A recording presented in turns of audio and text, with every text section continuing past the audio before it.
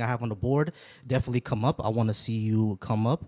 And I'm going to go ahead and start on both my YouTube channels.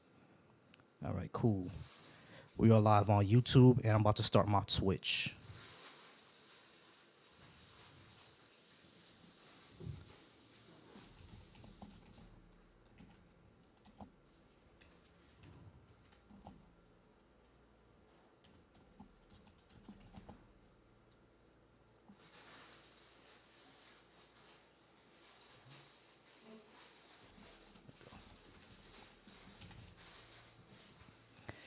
Hey, Nuka, how's it going? How's it going? It's your first time seeing me?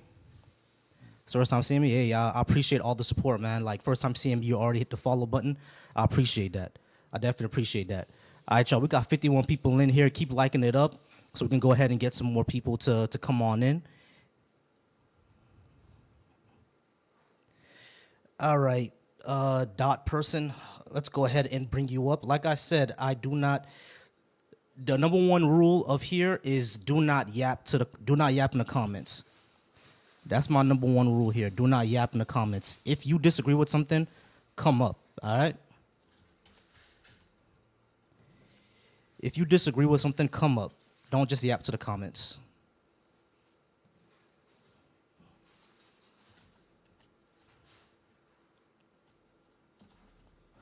All right, got my Twitch started up. Hey, I love y'all too.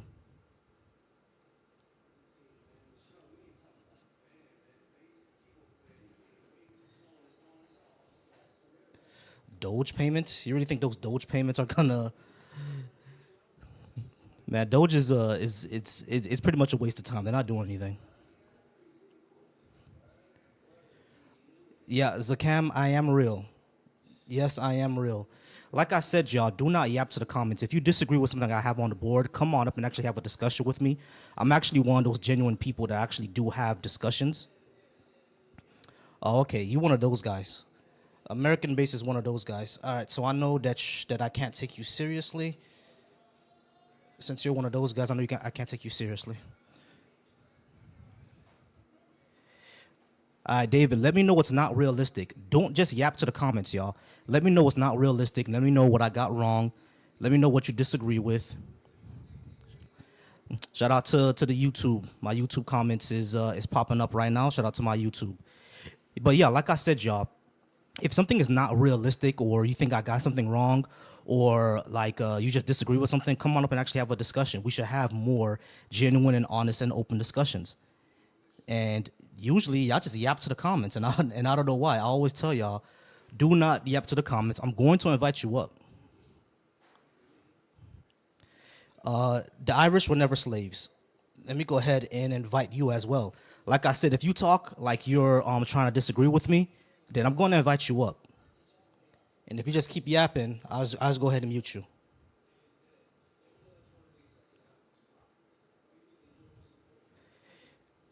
All right, Mike, come on up as well.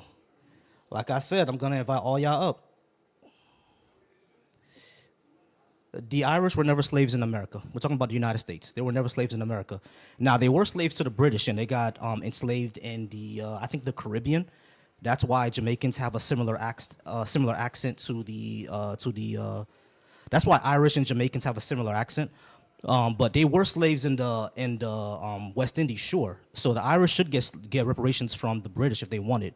But in America, they were never slaves.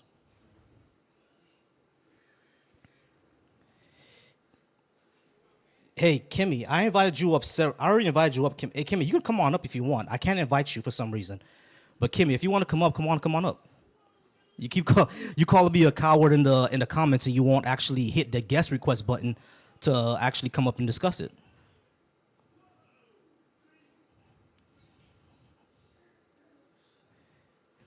Yeah, Haas, you're not. Haas, I already said, come on up, Haas. I already invited you. Hey, Kevin, I invited you as well. Well, I can't invite you, Kevin, for some reason.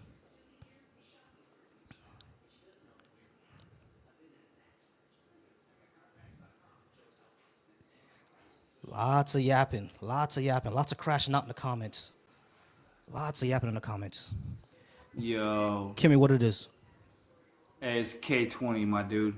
All right, When you gonna K20, move how's your it going? bitch ass All out if right, you hating so so much here? how old are Yeah, I you, figured you and would do do you that, disagree bro. with I figured something you on the sit here board? and talk over me like a Are fucking you dumbass are you coward. over are you That's over what I 18, and fucking do you thought. Don't disagree ask with me something on the fucking board? questions, dog. Just Are answer you me over one 18, question. and do you disagree with something on the board? What Yeah, what I'm over argument do you fucking have, my friend? 18, you What dumbass. argue do you have, my friend? What argument do you have? Why are you fucking crying, bro? Why don't you just leave? If you Leave what? hate it here so much, why don't you Leave just what? go try it out somewhere else? Like Go try what out? What are you talking about? living somewhere else. Go live somewhere else? Yeah, bro. If you No, I hate don't want to. America so fucking much, why you still here? Who said Why I you hate still America? choosing to Who pay said I hate taxes America? Who and said I still hate America? crying? Who said I You hate America? did. You No, I didn't. did. No, I didn't. Yeah, you No, I did. didn't. No, I didn't. Yeah, you fucking did. No, I America was didn't. never No, I didn't. great. You No, I fucking didn't. so ignorant, Yeah, bro. America was never great. It's great right now. You're still No, it's not. here. No, It's it's not. great right fucking now. No, it's not. You're choosing to live here. Yeah, I am. So Must be greater than everywhere else. now I don't choose to live here because my family's here, Yeah, my dude, you're job is just a here, so I have to yapper, live here, bro. Honestly, you're and just here my for attention. my Get wife your is here, dumb so I ass wouldn't. offline, bro. For Why would I real. leave? Why would I leave here? Because I make money here, so why would I leave? Yeah, exactly what I thought. All right, so who's the next person to come on up? All right, Cobra, how's it going? All right, let's go ahead and bring them up. Cobra, how's it going? Oh, oh yeah, I'm good, man. Uh, Are you the over only 18, thing, and do you disagree with anything I have on the board? yeah, I'm over 18. I just disagree with one thing is Sure. that the reparations part is it's like how is the reparations supposed to be? Like, what is it supposed to be? Cash? What? Well, reparations would be in several forms. It could be cash. That could be one way. Like for example, the Japanese. What the hell happened to the other guy? Oh, that's you're the same person. All right. Yeah. Yeah, Cobra. The reparations could be like multiple ways. For example, the Japanese got just cash reparations, right? But that was for like basically a financial reason. For you feel me? So when it comes to black people, there will be more than financial reasons because they were black Americans are also politically and socially disadvantaged. So there will need to be like you need to address those systems as well. Like for example, the education system that's built mostly off of like taxes, but we know why like schools in black areas have are limited in what they can do or have less funding because it's funded through the taxes in the area, and taxes in black area are lesser because they don't own those homes because of redlining. That's the legacy of redlining. You see what I'm saying? So if we go ahead and address those type of things, like the legacy of redlining, to actually fund schools in a more proper way, like they do in other countries, instead of just using the local taxes, then we could be able to address like the school gap, the education gap between white and black families. Not to mention the wealth gap when it comes to home ownership. Does it all make sense? Um. Uh, so you wouldn't be getting the money directly. You're just gonna get money in programs. That's the reparation to just get Yeah, money in programs. money directly can be on top of that as well. Give me a second because there are people being racist in the comments. Money directly can be there as well. Give me one second. Hey, everyone who's actually commenting on either my YouTube or my Twitch, you have to come over to TikTok because I won't be able to see you. All right, so yeah, money directly is something that can happen. There are a lot of people who support money directly. I'm good with that as well. Like, I don't think that's a problem because there is enough money to go ahead and pay African Americans for their lost labor, for the tax differentials that they were cost. Also, you know, things like the war on drugs and everything like that that also cost like economic disparities in the black community there. So the money's there, that can happen. But also the programs that I was talking about, like reforming the school system, reforming the police system, reforming the criminal justice system, all that needs to be reformed. You see what I'm saying? And not only that, what I've always told people is that reparations wouldn't only advantage African Americans; they would advantage everybody else too, because we service. The United States uses most a lot of its budget, at least like 20%, just servicing poverty. You know what I mean? And the people who are mostly in poverty, besides Native Americans, are African Americans. You know what I mean? So if we could actually fix that poverty problem, the American budget system would actually see like a reduction in its debt because of its service in poverty. And not only that, if we reach from the criminal justice system, poor whites would actually be an advantage as well because the criminal justice system is also discriminatory towards poor whites. Make sense? Uh, a little bit, because let's say you give reparations to black people, but then they go out and buy Mercedes Benz and BMWs. Wouldn't that defeat the purpose? Because then that means you just giving back the money to the white man. Wouldn't that mean, you know what I'm saying? So, Yeah, I hear that because that's something that people always say.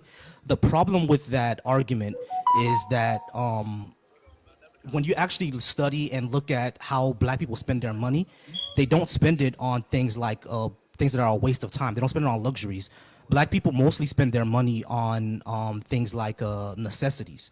They're not always just out there wasting it. You see what I'm saying?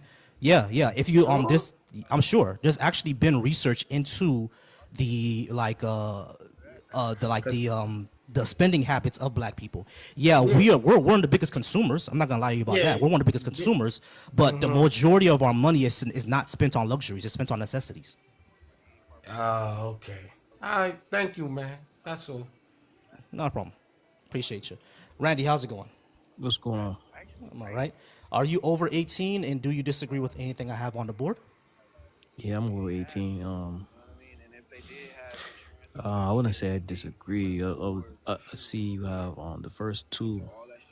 I just want to know what's your stance on them. Like, Like the first two, the America was never great. yeah, America was never great because of how we treated its people.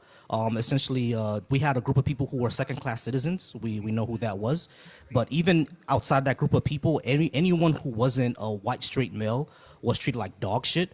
So sure, like America was great for if you were a white straight male, but if you weren't that, you were just treated like dog shit. And even white women, the white women I were they had like benefits from white supremacy. You know what I'm saying? Because white supremacy was just built around to protect them. You see what I'm saying? So they had those benefits. But if you weren't a straight white person, you were basically a second class citizen in this country, and that's not greatness. okay. So that term America make America.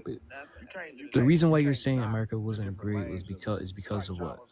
Because of Its history and the way that just the it treated its history. citizens. Like if you don't treat one of the American ideals is freedom, liberty, the pursuit of happiness, etc. Right. That wasn't afforded to everyone. If you were a certain race, it wasn't afforded to you. If you were a certain gender, sexual orientation, etc., it wasn't afforded to you. Right. So if that's the case, you cannot be great if you don't live up to your ideal. Okay. I see. Okay. Being woke is good. Why would you say being woke is good? You're a black man, right? Yeah. Like, are you aware of racial and social injustice? Like, are you aware of how it happens in our society? Yeah. That's what wokeness is. Would you say So that is a bad thing? being aware of the injustices that's going on in America, you're saying is a It's good good. thing. Okay. But on a broader scale, I believe that you know, as far as like the Democratic Party when they pushing this whole woke thing, like I be seeing some white people, they go crazy with the woke, not just white people but the liberal people, they go crazy with the woke, and I feel like it's very unreasonable. Stop talking about You're how old are you, Randy? Let me ask you. 35. You're 35. Yeah. So you was born in 87. No, 1990. You were born when? 1990. 1990 or Yeah. 1990. Oh, your background is kind of loud, Randy. My That's why I background. can't hear you. All right, yeah. All right, so you're 20. You're well. If you're, I'm 37. I'm So 34. you're 34. Well, Yeah, I'm 35 this year though, for sure. yeah. So you grew up the same era that I did. So you know what woke is, bro. All Yeah, but right. So you know it's that in just what the Democrats like. wokeness is not whatever the Democrats are doing or whatever liberal white women with blue hair are doing. That's not what wokeness is about. That's what Republicans and conservatives said it is, but we know that they don't know what the fuck they're talking about. So why would Okay. we let them? Okay. No, I'm just seeing your life. So I was just trying to figure out what's going on. What's your stance on these things? You know, I mean, basically, what you explained was pretty sensible. So I don't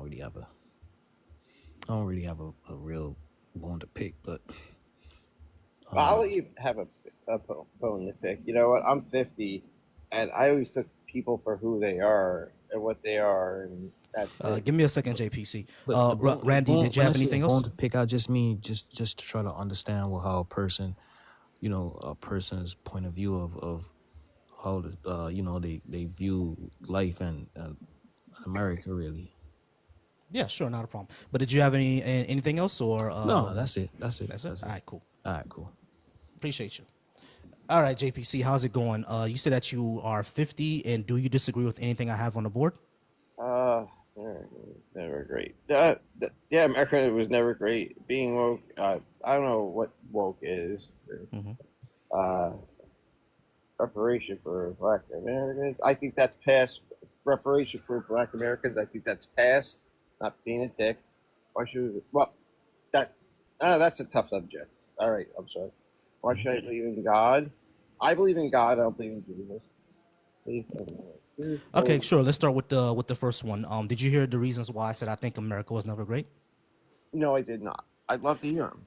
All right. The reason why I think America was never great is because number one, it never lived up to its ideal, and number two, because of its history.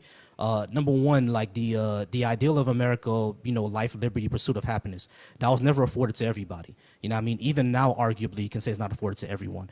Like if you're an ex-con, if you're a Native American, a lot of times, even if you're black or if you're part of the Rainbow Crew, that's not afforded to you. So if you're not living up to your ideal, you can't be great, and you're a hypocrite.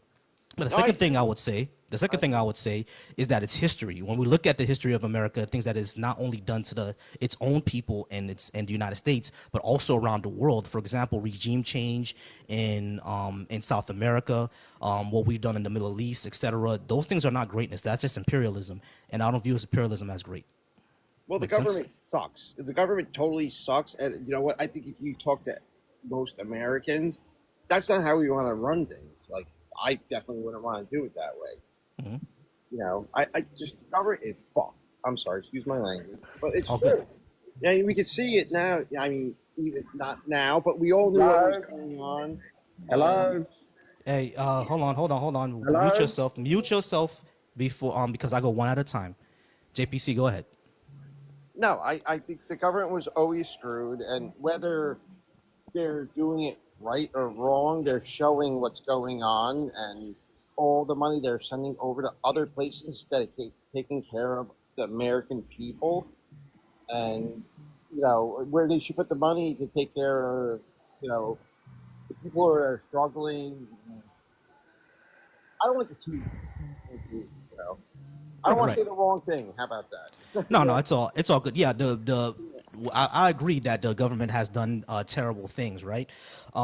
Now, when it comes to like American society, I would even agree that for a large portion of American society, it was never great, because like even if you look at like if you look back into like history, right, like the '60s, we have a whole holiday for Martin Luther King now, but back then he was the most hated man in America. You know what I mean? Like people hated Martin Luther King. We only started to like him like recently, and even now people still don't really like Martin Luther King Can like I ask that. you a question? What do you mean by recently? Recently is basically like when Reagan made it a holiday. That's when people started Oh, yeah. actually Well, have I a good grew up in opinion. the 80s and 90s, so I Right, don't know how old you are. I'm 50, so you know, it right, depends. right. Yeah, I was born in the '80s, so that's why. But like, it's pretty recent that Martin that. Luther King wasn't a crybaby. All right, hold on, Lee. You got to mute yourself real quick, bro. I'll go one at a time, like I said. All right, you're gonna be next after. What's that? Doesn't make sense. You're gonna be next after him. All right, so just give Can I me a ask you a second. question? It's actually Go ahead, look, JBC. I'm not taking shots at Martin Luther King or anybody else, but a lot of leaders have been like uh, Jesus, they got arrested and stuff because the government was afraid of those people. they speak the truth. I'm not saying the president now or whatever, but a lot of the people that spoke the truth, they got rid of. Oh my God, it's just JFK, Martin Luther King, all these great leaders that we had speaking the truth, then they were done. You know, Right, right. they got rid of them one way or the other.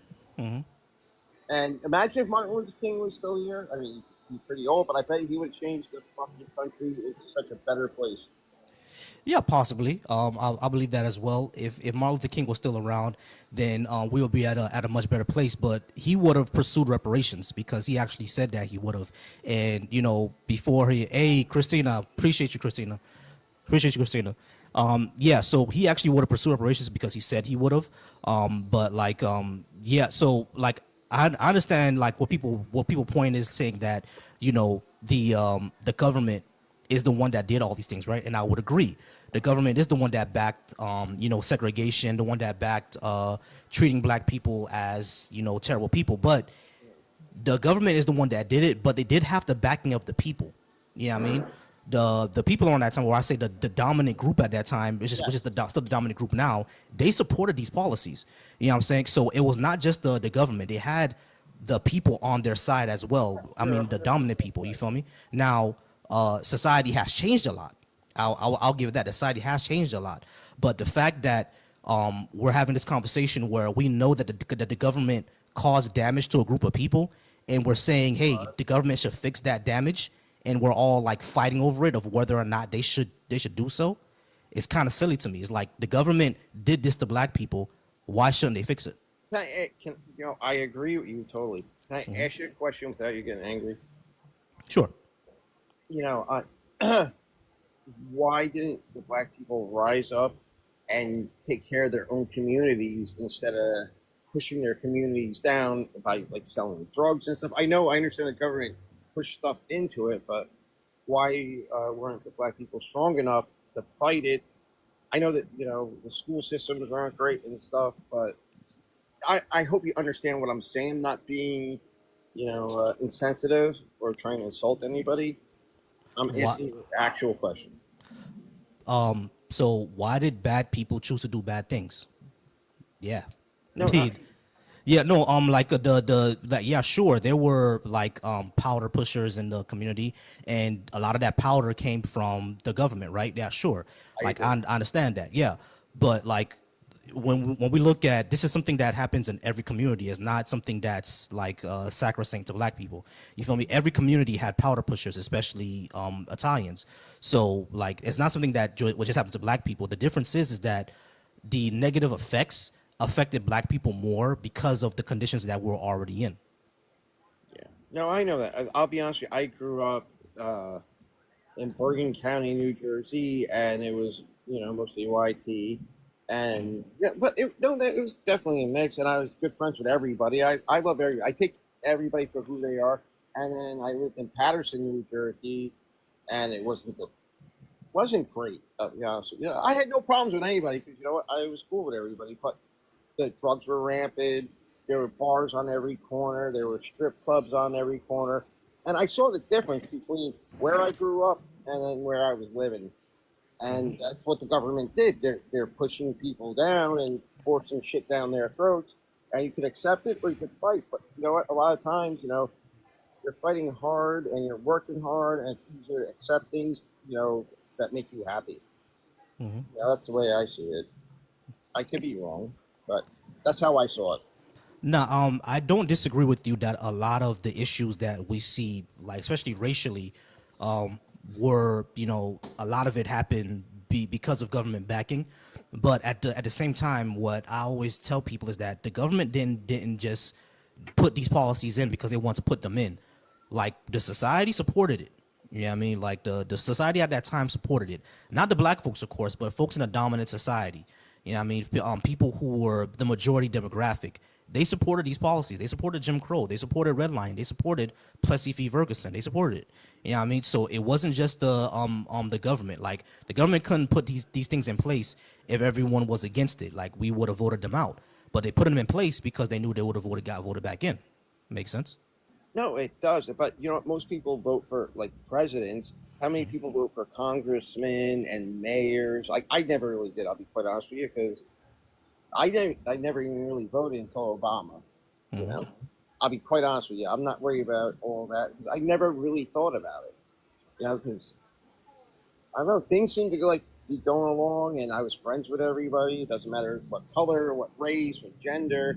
I didn't give a crap. I'm like, oh, we're all good. You know, I have my group of friends, and we're all happy. Now things are getting really fucked up, and like now we got to fix it.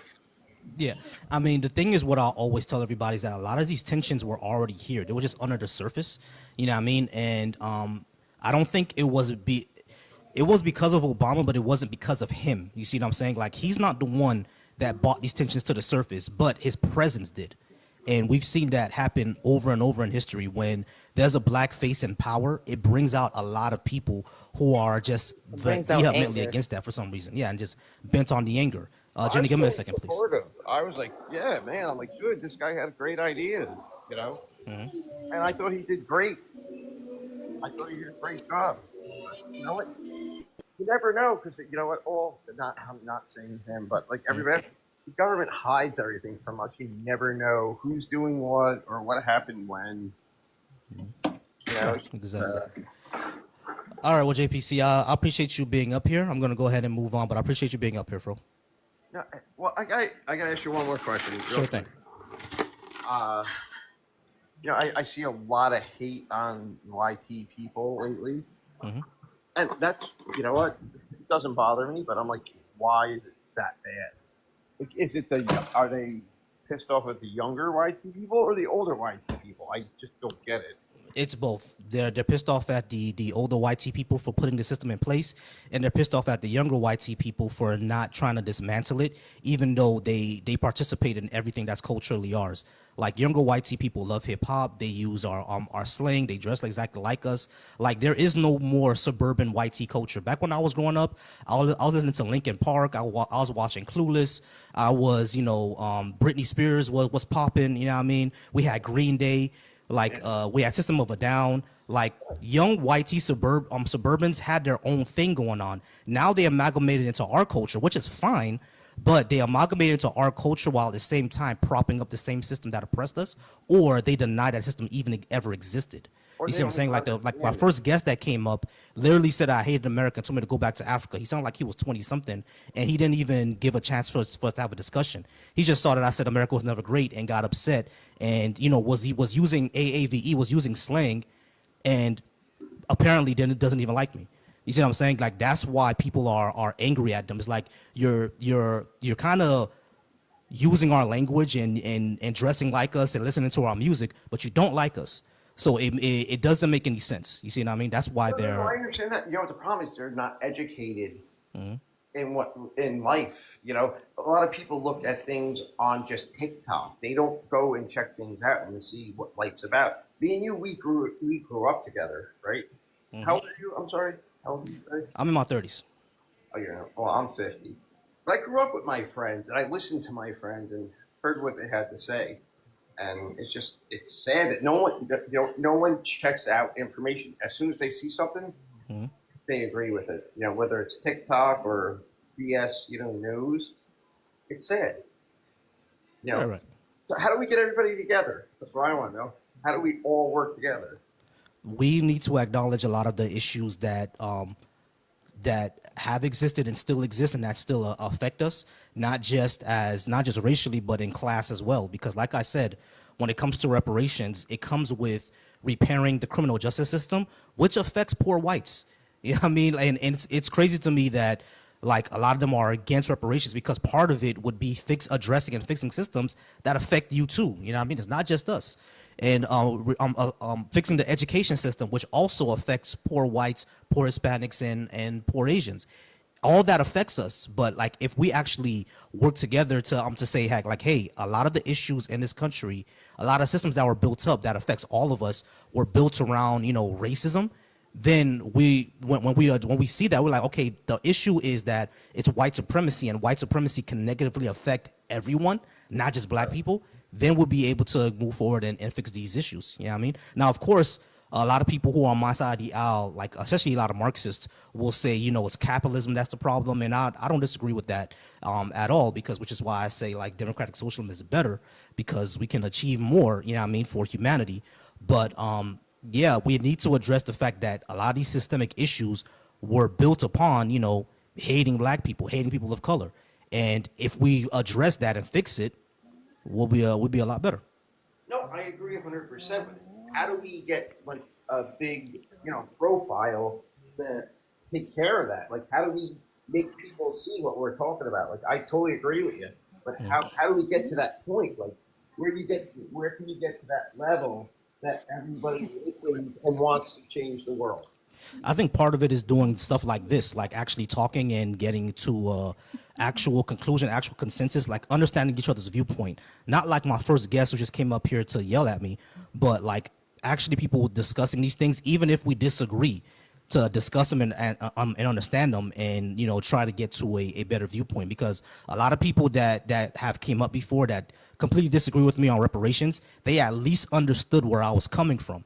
You know what I mean? If we can go ahead and do that, actually get to an understanding, then we'll be at a much better place to actually go to put policies in.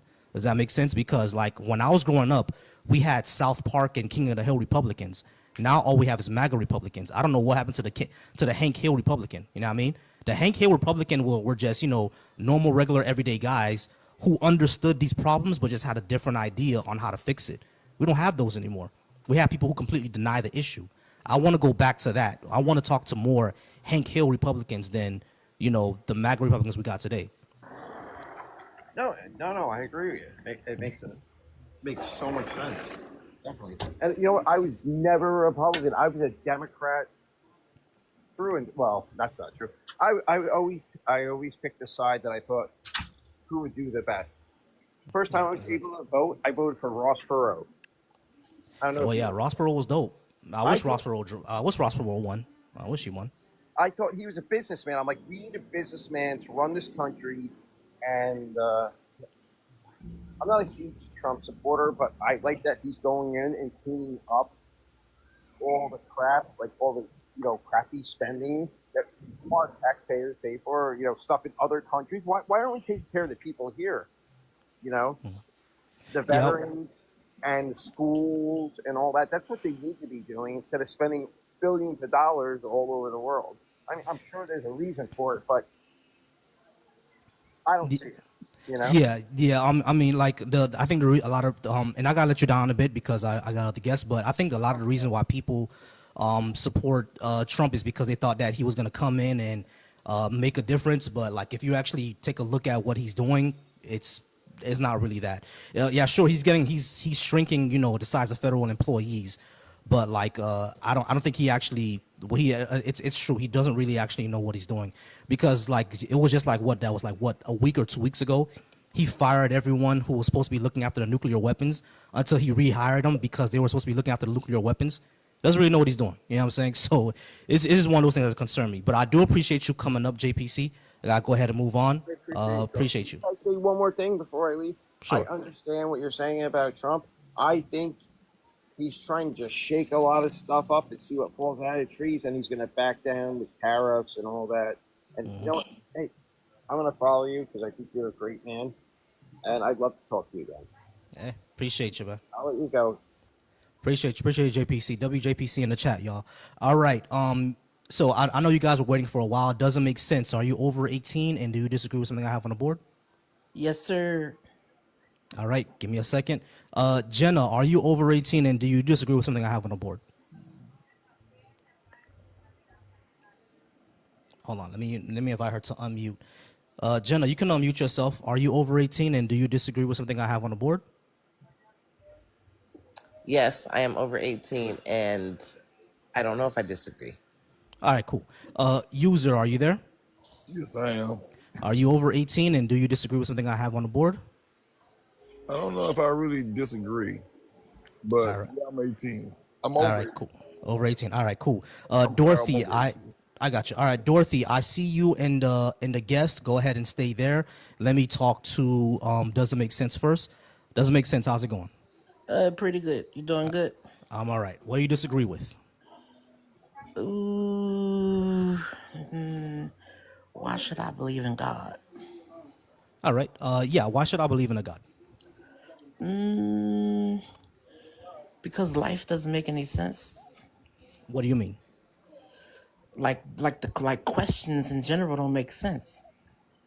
Questions in general don't make sense. I'm not sure Yeah, what you mean by yeah. that. Why don't you know? Why don't you just know everything? That's just not how knowledge works. But okay. So like, where does knowledge come from? Knowledge comes from like basically experience, our discoveries, etc. And then where does that come from? Our discoveries. You Yeah, mean like the universe? yeah. The what do you mean come from? Like as far as we know, like space time expanded from the Big Bang. We don't know where it comes from. No one knows that. So the Big Bang is the Big Bang what you believe in? Yeah, the Big Bang is the one that has the most evidence at the moment. Oh, that makes sense. See, the Big Bang sounds good because to me, that's the same as like a person saying, "Come on, let there be light," and then creating the whole universe. No, it's not the same thing. Why Bec- not? Because the Big Bang is a natural process. Someone saying "Let there be light" is an incantation spell. An incantation spell versus a big old boom and then creating the whole universe. It wasn't a big old boom. It was an expansion of space time. So an expansion of space time. So like like how does that work? Like you know what I'm saying? How does space and time expand? You have to talk to a physicist. I don't know. You don't know. No, All you have to right. talk to a physicist. There's a physicist on TikTok right now called Dr. Blitz. You can also go to on YouTube. There's a playlist of astronomy by a man named Professor Dave. You can talk to him. You can go down to your local university if they have an astronomy department or a cosmology department, and you can talk to them about it. I have no clue. I'm not a physicist. True, true, true. Uh, dang. Uh, so just freaking so space and time just boom, and then the whole universe and galaxies and everything. Alrighty, we're gonna go ahead and move on. Jenna, how's it going? I'm well. How are you? I'm all right. I'm all right. Nana in Virginia, I do see you in the guest box. I'm gonna bring you up right. I'm next. Okay. Hey. All right, Jenna. So you said that you're over 18 and you're not sure if you disagree with anything on the board. Well, I'm actually blind, so I couldn't read what you had on the board to disagree. So can you kind of tell me Okay. what your topics are, and I can kind of give you my feedback? All right, sure. I have a few topics. The first one, which is what everybody gets mad about, is America was never great. I have being woke is good, reparations for Black Americans. Why should I believe in a God? Faith is unreliable for truth. Holy books are not evidence, and democratic socialism is better than capitalism. Well, America is not great. It never was great. I agree with that. And the second one that was after that one, Being woke is good. being woke is excellent. Cool. It's only bad for those that are still sleeping. It's bad for those that are still in a nightmare. It's bad for those that are still in a delusion. It's bad for those that like to daydream. It's bad for those that want to sugarcoat and act like they don't see anything. It's bad for those that think they're a musician but not a musician. It's bad for those people.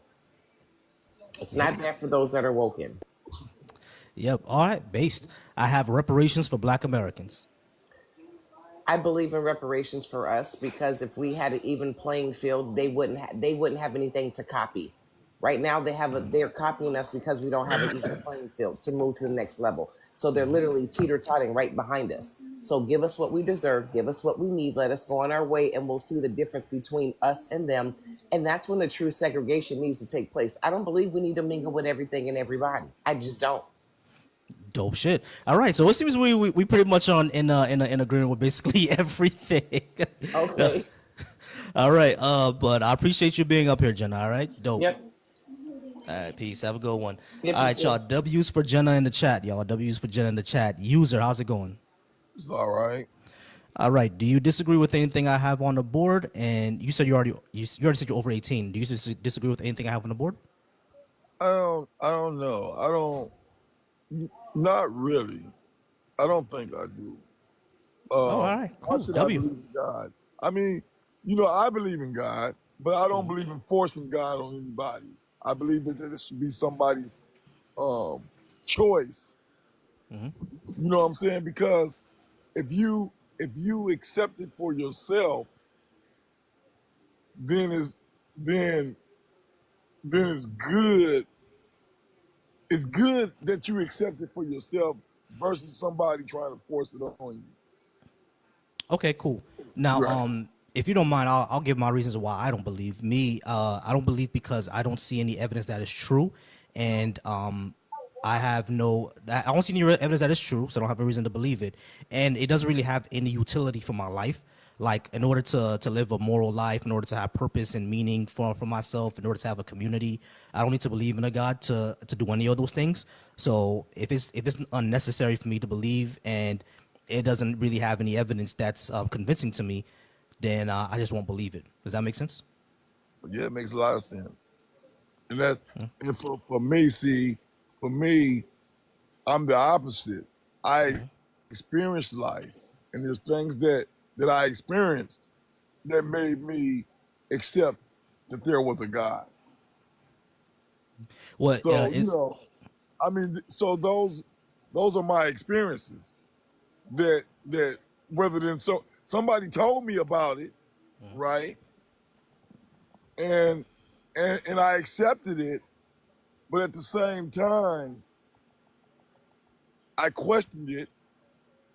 But then there was some things that happened in my that brought me to my belief in it, if that makes any sense. So that's why I believe in it. My right? own Gotcha. personal experiences. Right. No, no, Um, I understand. Is it the God of any like particular religion? well, uh, I'm mostly spiritual. I'm mostly spiritual. Not I don't get into all the dynamics of the Quran or the. I think it's only one God, and I think that we because we are spiritual people, one with nature and all the other stuff, right? Energy. I believe a spirit is an energy, right? Which that's what we have that allows us to wake up, open up our eyes, and all that other different stuff, right?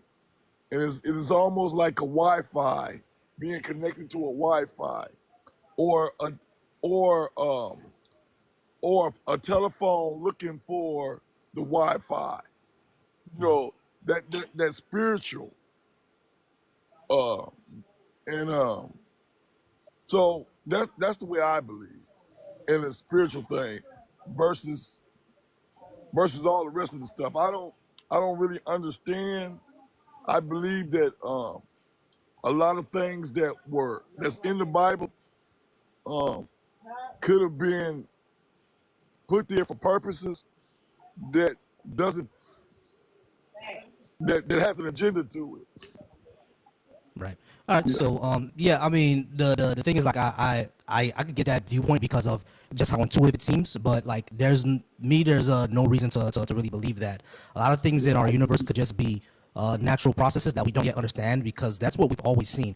Anytime that we've had to try to explain something in our natural universe, the supernatural was never really the answer. It was always something natural behind it. You feel me? Like fire, lightning, rain, volcanoes, earthquakes, hurricanes. All of it was always thought to be some sort of supernatural thing. And as human beings, as we progress in our society, we always found that it wasn't something supernatural, just a natural process of our planet. You know what I mean? It's something that just happens in our planet. You feel me? So when it comes to like coincidences in our universe and etc., it's basically the same thing. I don't see a reason to assume that it's something more behind it other than a natural process, even a natural process that we don't fully understand. That makes sense? Yeah, it makes a lot of sense. That makes a lot of sense. Yeah, that makes a lot of sense. Yeah. All right. Well, I appreciate you being up here, man. All right. Thank you very much for allowing me to be up here. Not a problem. All Have a right. good day. You too. All right. Nana in Virginia, you there? I am. Thank you. How's it going? Are you over 18 and do you disagree with something I have on the board? I'm 69, and I Cool. don't disagree with a single thing that you have up there. All right. So I'm Awesome. not going to be very interesting, but I do have a question about reparations. Sure thing. I agree with reparations, but nobody has ever given me an explanation of how that would work. Oh yeah, sure. How do we do that? Oh yeah, sure. Hold on, give me a second. Hey, dope. I gotta put you on mute real quick because your background. Give me a second. Yeah, sure. So this is the way that I think, as far as in the United States, most people will agree to how it works. First of all, with the Japanese have received, because Japanese just receive checks, so there's that, and there's also ramifications of the systems that have affected African Americans for, their entire history here. Right. Now, the way that we calculate the paycheck, I think that's already has been calculated essentially, but I think there's several ways to do it. The way that I've heard before is basically negative taxation. Essentially, all taxes that African Americans have paid throughout the entire year gets rebated back to them. You know what I mean? That's a form. That one is not very, very popular because, that could just get taken away with legislation. The other way is to basically just a straight up paycheck. You know what I mean? $100,000. I don't know, maybe every 5 or 10 years, or every year $10,000 until it's all paid up. You see what I mean? Now there are Right. there are about 45 million African Americans, 48 million black people in the United States. 45 million are directly African American. The other three are like myself, like second generation immigrant. Like my parents are from Haiti. You know what I mean? I'll get to that one in a second. So it could either be like $10,000 a year, $100,000 a year, and until we're caught up on the entire check. But I think the other important part is the actual part of dismantling the systems that actually have economically affected African Americans, like the education system, that the way that it works right now, the way that it's funded. That needs to be funded another way, completely reformatted as well. I think schools in red line areas should have like a trade school. Like every single student graduates with a trade. Like you graduate as a plumber, electrician, a CDL driver, etc. So not only do your parents get the that check every year, but you also graduate as a senior as a plumber, and you don't have to either go to college or not know what you're gonna do with your life. You see what I mean? You're already Sure. gonna have a way to get through. So that makes the community more economically viable. You see what I mean? Now, when it comes to outside of the United States, for example, like I said, I'm Haitian, right? I think the people who should give my people reparations are the French, because the French are the ones who enslaved me, and we had to pay them for recognition, and they worked with the United States before in order to economically stifle Haiti. You see what I'm saying? So I think the French is who owes me reparations. The United States does as well, but only after African Americans receive their reparations. You see what I mean? Yeah. Also, I think the great European powers, basically Western Europe, Portugal, Spain, France, the United Kingdom, and Belgium, they should do something to fix their damage that they've done on the African continent itself. You know what I mean? And to the Caribbean as well. Like my wife is Jamaican, right? I think that the United Kingdom owes like Jamaica, Trinidad, Bahamas, Kenya, South Africa, Nigeria, etc. All the European powers who have negatively affected the Caribbean and Africa. Whether it's going to be money or not, I'm not sure how that would work 100%. But I do think there needs to be some sort of repair that they've done. Basically, and not just like investment into those countries, but what we've seen when it comes to like Western investment into Africa is basically just taking over the resources, essentially. Like Canada has several companies in the Congo that are basically just 100% owned by Canada, and they're just siphoning off the resources and have like basically child slavery over in the Congo. That's not what investment in those countries should be. It should be investment into an indigenous Congolese country, and Congolese company that hires other Congolese people with investment from Canada, and probably with their guidance, because a lot of Congolese don't know what to do with the resources, or like have the engineering prowess. But that education, in order for them to do it themselves, teach a man how to fish, if that makes sense. Oh, it does. One second. I'm sorry, my phone is being. There we go. Sorry about that. All right. Now I know I said a lot, but does all that make sense? It does. The only problem I see with that is we can't control those other countries and what they do. We can, I mean, we barely can control ourselves. But Yeah, that's the hurdle. I that agree. That's the hurdle. no, you've done it very well. Thank you. Because that's been my only question for a long time is how would we go about that? I think it's No, I understand exactly what you mean, because one thing that I've said that I think it's kind of sad, but I kind of think that's really one of the only ways that happen is essentially there probably has to be a revolution, and that revolution will not be peaceful. You see what I'm saying? So it's really every single time that especially black people in this country have risen up to get the what's owed to black people in this country, it always ended in bloodshed. You know what I mean? So it's like it seems that I don't want it to go that way. You know what I mean? Which is why I do stuff like this for people to actually talk and understand each other. I don't want it to go that way. But like that's one of the ways where that may happen, and I'm not sure if it's a good idea. You see what I mean? Oh yeah, I mean, so many people don't consider the amount of generational wealth that's been lost. That there was never a chance for it to be accumulated. Exactly. And I mean, so yeah, I mean, the slave owners got reparations. Yeah, they definitely did. Yeah, they did. So yeah, like I said, like I said, I'm not an op. Like I said, I agree with everything up here. I wanted someone to explain to me, and you, by the way, did an excellent job. Excellent. That was really good. I appreciate that very much. And yeah, you're speaking. You're making a lot of sense. A lot of sense. Gotcha. I appreciate you, Nana. So, but thank you. That was it. I just, like I said, yeah, that's helped my mind a lot, because Gotcha. it's like I agree with it, but how do we do that? How do we do it? Yeah, exactly. How do we do that? Yeah, there's a lot of ways. I think Dr. Sandy Darity, he's actually been trying to for a long time take the United States to the Supreme Court, to sue the Supreme Court. You know what I mean? In order to do it that way, because that's Good luck what kind with of that. Good luck with that. Yeah, good luck with it. Yeah, especially now. Yeah, especially, right. Yeah, But unfortunately, I'm sick. Like I said, I'm 69 yet. Some days I'm glad I'm as old as I am, because I won't be around for so much shit that's going on. yeah. No, I gotta raise my child in this, and it's like, my goodness. Unfortunately, I don't see it happening in your lifetime either. Yeah. I've said that before. I said it's not gonna probably happen in my lifetime. Probably happen in my grandchild's lifetime. So it's it is what it is. But at least we start the fight now. You see now? Oh, yeah, gotta start somewhere. Exactly. So thank you very much for having me up and answering my question. I really appreciate it. And like I said, you did an excellent job. No problem. I appreciate you being here. Very well thought out and explained, and I appreciate it a lot. No problem. W for Nana in the chat. Y'all appreciate you, Nana. Thank you so much. Thank you. Okay, the dope cat lady, I think is your name. I don't think you're an up of mine though. How's it going? Oops, let me invite you to unmute. No, definitely not in opposition, but where it says America was never great, I think it depends on what side you was on. Because when they keep saying make it great, yeah, for that 1%, and not even just them, the whites. The whiteys, sorry. No problem. That's who it was great for. That's who is still benefiting. And then the being woke part, as a minority, of course I'm woke. I know what's going on around me, but anyone else, I think way more people are woke than what is acknowledged, because they want their privilege, and they know they'll say, there's no white privilege. No, I don't get that. But you wouldn't want to trade places with me. They wouldn't want to trade places with you. They don't want to get treated like you or me.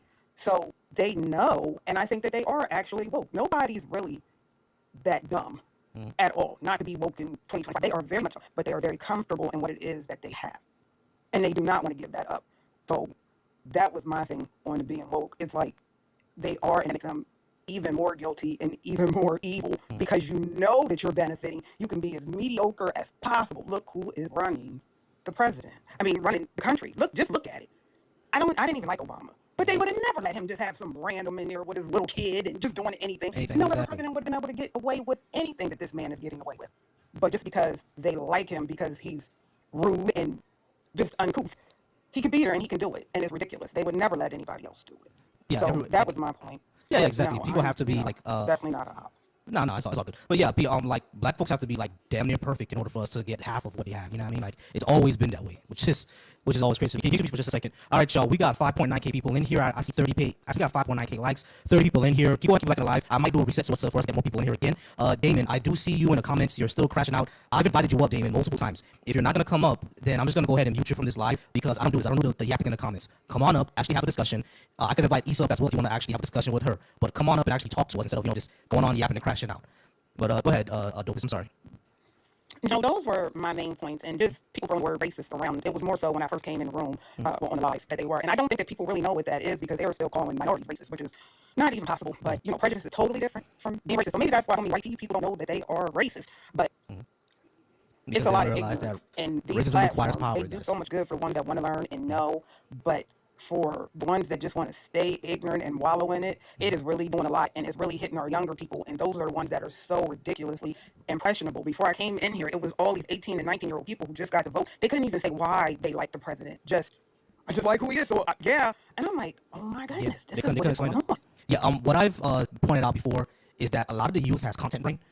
Essentially, like a lot of like if you look at a lot of streamers, a lot of content creators now, a lot of them are just doing stuff for attention. That's really all it is just Absolutely. attention seeking. And Trump is basically one of the biggest attention seekers like out there. You see what I'm saying? So if it's like all about seeking attention, then yeah, they're gonna like who it is because it's content essentially.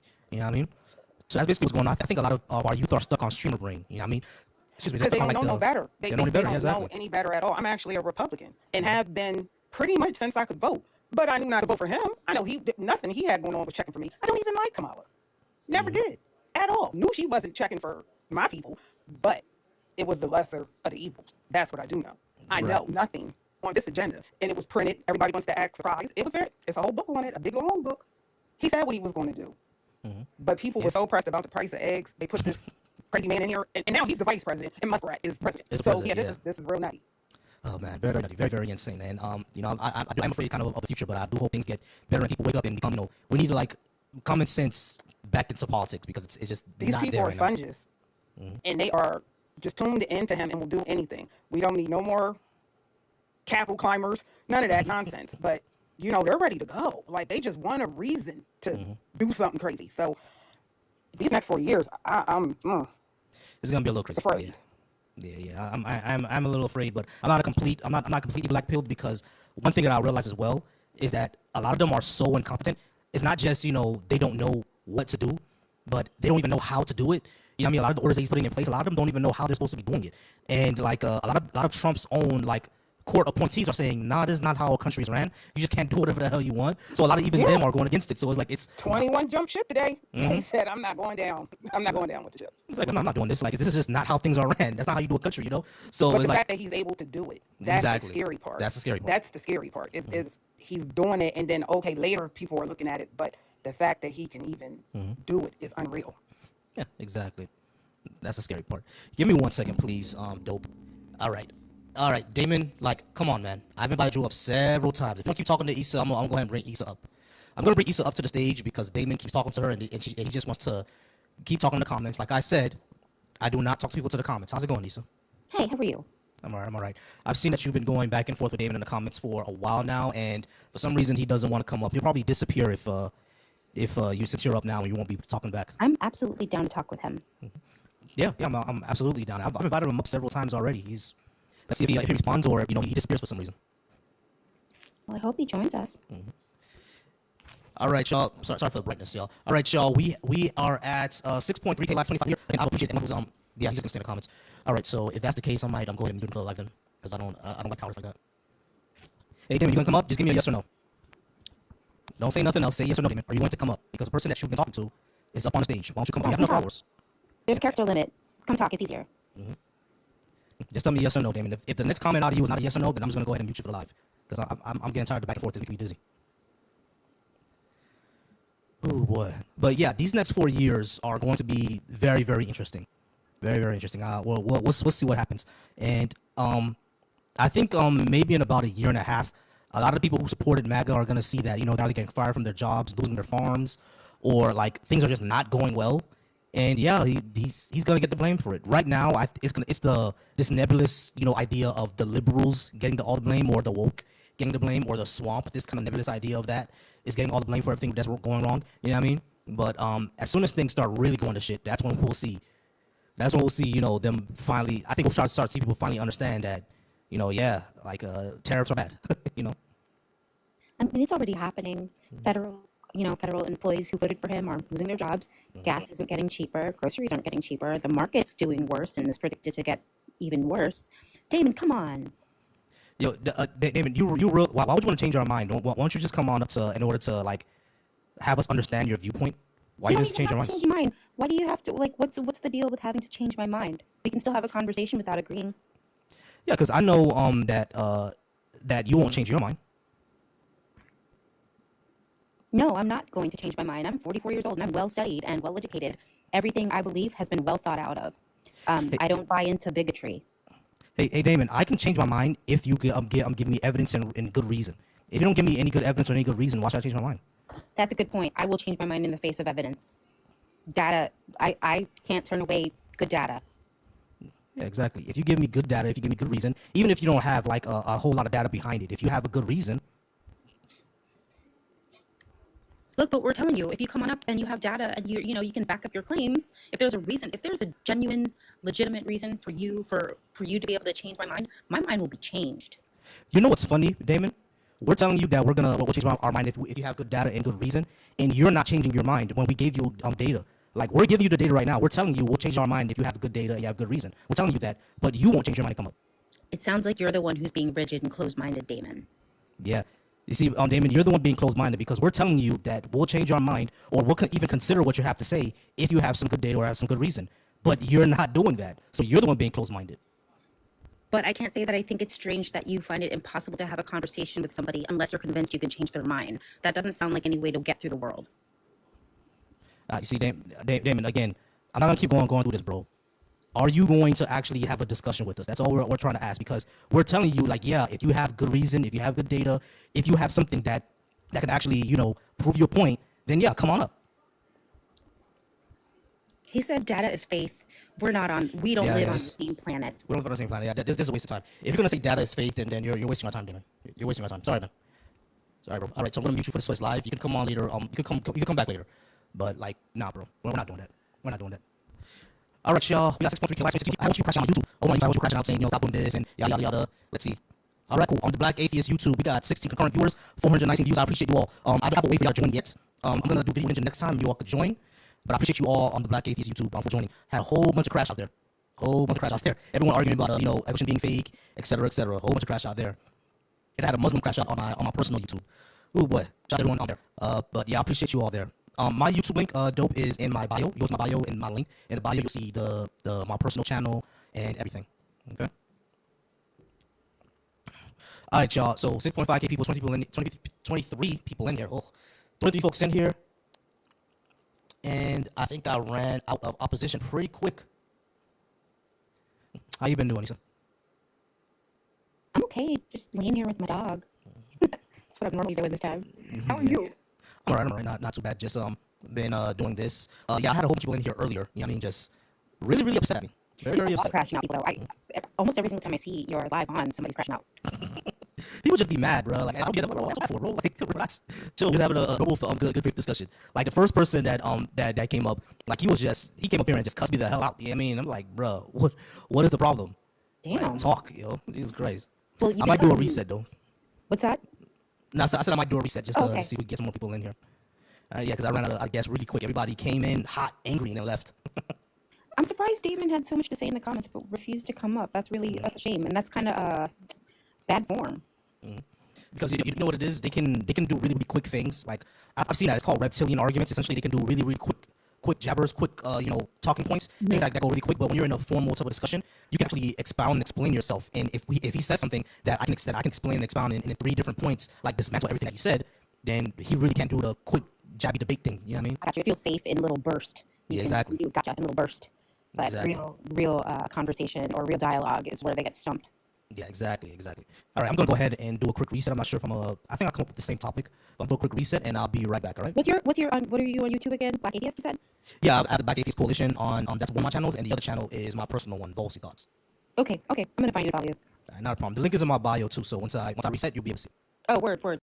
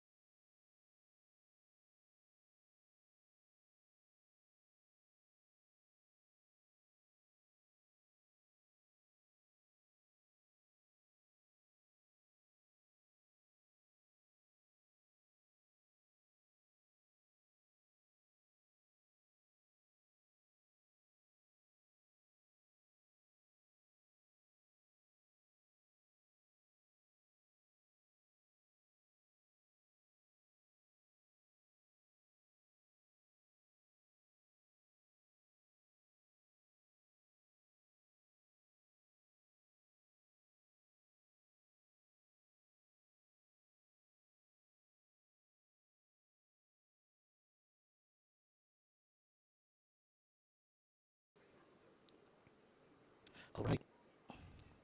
Let's go ahead and get it jumping. All right, y'all. Welcome back. Do a quick reset. Let's do a quick reset. We'll go ahead and drop my link in the YouTube. We'll drop my link in the YouTube. Hey, Burns, I see you in the YouTube.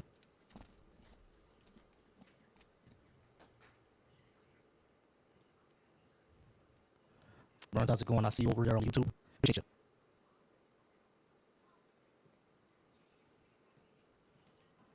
All right, y'all. For those on the Black Atheist Coalition, I'm dropping on my link. For those on the Black Atheist Coalition channel, I'm dropping my link. Yeah, join me there. All right, y'all. Go ahead and start liking the live, start sharing. Start liking the live, start sharing. I appreciate you all being here. Start liking the live and start sharing. Once again, I appreciate all y'all being here. I appreciate all the guests. I appreciate all the likes. Y'all go ahead and come up and have a discussion, man. Shout out to all the folks watching over on the YouTube. Shout out to all the folks watching on the Twitch. Or Burns, I appreciate you there watching on the Twitch, Burns. Or the YouTube, actually. I'm going to start having an invite link for the YouTube guests. I'm going to probably start doing that next week. I just got to test it out this week. This week, I'm going to test it out. And then next week, we'll have... all right, Ox 45 is actually not rage bait. It actually is not rage bait. I believe in all these things. And we have our first guest. All right, is your name Bookman? All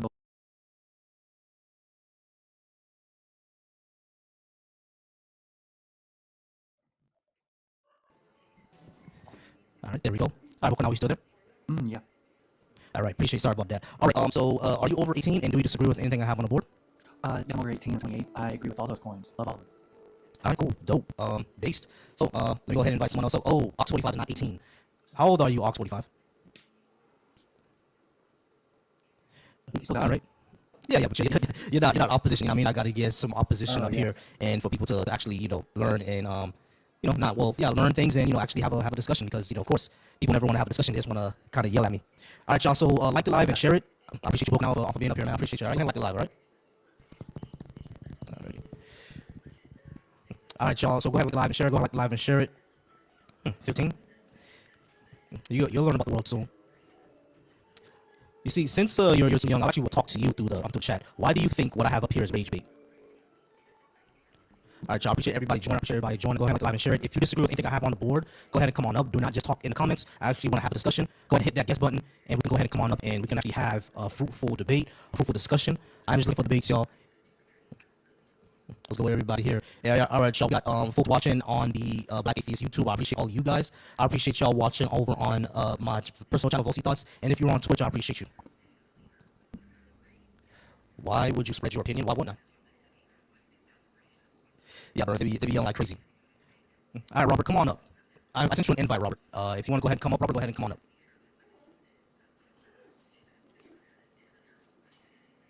Robert, why don't you just come on up?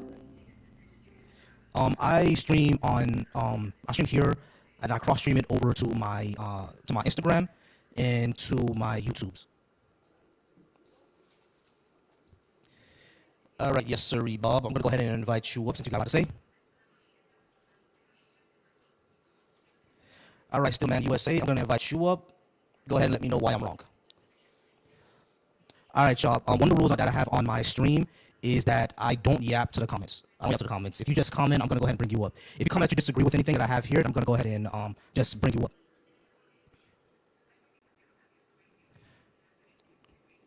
All right, Robert, if I'm irrelevant, you would have swiped out already. I'm not sure why you're still here then. Hey, Stillman, again, I'm gonna invite you up. All right, I'm gonna keep inviting you up. If you don't wanna come up, stop being a coward and actually come up and actually have a talk. Yeah, I gotta stop all that coward shit, bro. Come on up and actually have a talk. Yeah, of course they're subjective. That's why it's called a debate. Hi, I'm funded. All right, hi. I'm gonna go ahead and request to bring you up too as well.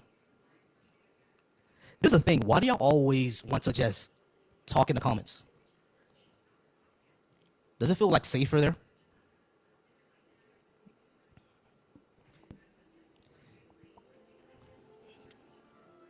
It doesn't have to be a fight. It doesn't have to be a fight at all. It could be a chill discussion. It doesn't have to be a fight at all. It could be just a chill discussion. All right, y'all. Go ahead and keep liking, keep sharing. Keep liking and keep sharing. All right, let's see. Philly Eric. I'm going to go ahead and invite you up, Philly. I'm going to invite you up, Philly Eric.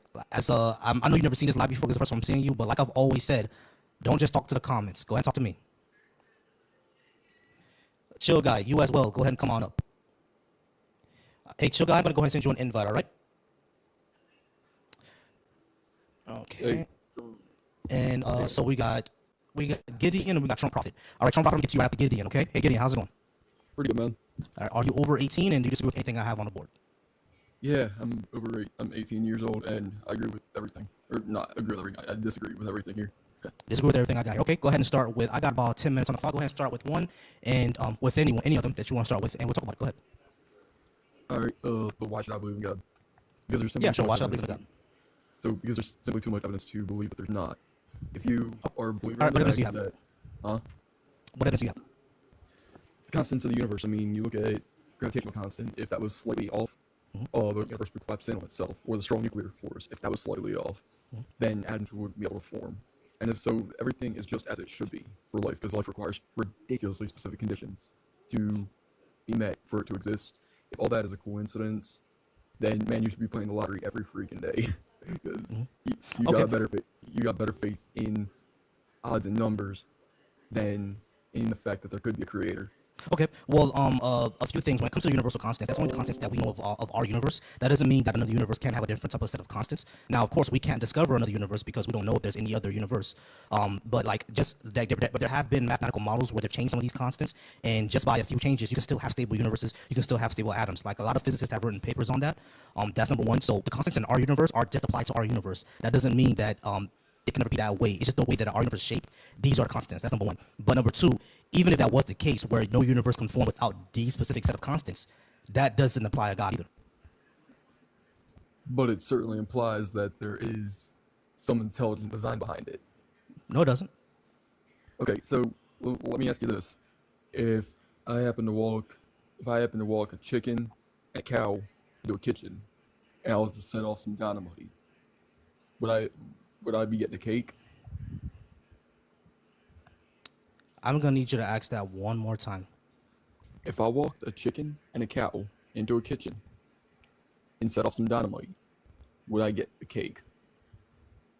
No, but I'm not sure how this is analogous. Okay, so if you're gonna have an explosion in space where it's all rock and there's raw material, the fact that an explosion would make or would make an entire would make galaxies form, would make planets form, would make something as specific as Earth form with water and land and just the ridiculously intricacy of biology between humans, animals, plants, all that. Are you The asking? fact Are that you an talking explosion about in the Big Bang? space, Are you talking about the Big Bang? yeah, Big Bang yeah, the wasn't an fact that explosion. why do we call it the Big Bang if if it wasn't an explosion? It's a misnomer. It's just an expansion of space time. Like there are Yeah, misnomers, right? Things that sound like one thing but they're not that thing. It's just a misnomer. But it's not. It's not an actual explosion. Like, have you? I'm not sure if you ever read Big Bang cosmology, but they don't explain it as an explosion. They don't even explain it as the beginning of the universe. Something else could have happened before that. That's just as far back as we can go. But it's not an explosion. It's just an expansion of space time. but thing is none of us were around during that time. Therefore, Right, but we the don't. right, but the mathematical models and the predictions that would come from that is what we've seen. Hey Mav, I'm gonna bring you up next. Just give me a few minutes. Yeah, but the mathematical models that like for example the math fits into what we see, and not only that, if the math would fit, there will be certain predictions that you can make to show that the Big Bang happened. And when we make those predictions, we actually saw them come true, like the cosmic microwave background radiation. That was like predicted by George Lemaitre to be part of the Big Bang. Like we will actually be able to see that, right? And then a few years later, through the Hubble telescope, we did see that. So like it actually made a prediction that we were actually able to see, but it's not an explosion in space because like it was just space expanding essentially. Like it was like I know it sounds like unintuitive because according to like in our human brains, we understand things being limited and we understand things having a beginning, a middle, and an end. That's just how we understand things. But it doesn't seem that when it comes to the Big Bang, when it comes to like the expansion of our universe, that just wasn't a thing that happened. That's not a that doesn't make sense in that frame. The Big Bang wasn't at one place; it was everywhere. And I know that doesn't Okay. sound intuitive. It's just the way that it is. Okay, so the other thing that I want you to explain. I'm sure you've heard of the sulfur balls that were burned up where Sodom and Gomorrah would have been. How they're 98.3% burned up or whatever. And Yeah, sure. I think I heard of that. yeah, when God destroyed Sodom and Gomorrah, or the fact that there was chariots found at the bottom of the Red Sea, or remnants from the Tower of Babylon, There weren't. or the Shroud of Turin. Just so There weren't. much. Right. There were no chariots at the bottom of the Red Sea. Like the archaeologists around there, the Egyptologists and archaeologists from that area, they already disproved that there was no chariots found at the bottom of the Red Sea. That didn't happen. What is your source? What's your source other than a Trust Me Bro? Archaeologists. What archaeologists be specific? Like, where do you hear Like this? you want a name, or you want like the name of the university? I'm talking article. Yeah, sure. You can Source. article. What's your source there? Yeah, sure. Like Other you. than Trust Me Bro. Yeah, you can literally look this up. Do you want me to like email you the source? Huh? Give me a second. You want? Give me a second. Let me see. Let me find that. Okay. Give me a second because I had it right here. All right. So this was false story says archaeologists unearthed Exodus evidence, and this was from an article written back in 2018, and it says archaeologists did not unearth the beach account during the part of the Red Sea, despite the false claims of many stories reported otherwise. A story was published by a satire site, World News Daily Report, and then picked up on a media outlet scientist led by Professor the Gulf of Suez. The university has an email to Associated Press that it has no professor by that name and has not been involved in any excavations there. So the claim for that Cairo University found this. Cairo University themselves said that it didn't find this. So the university itself that was involved in this entire thing, they said it didn't find it. Did he leave? Yeah, he did. Yeah, he left. All right, cool. Trump, how's it going?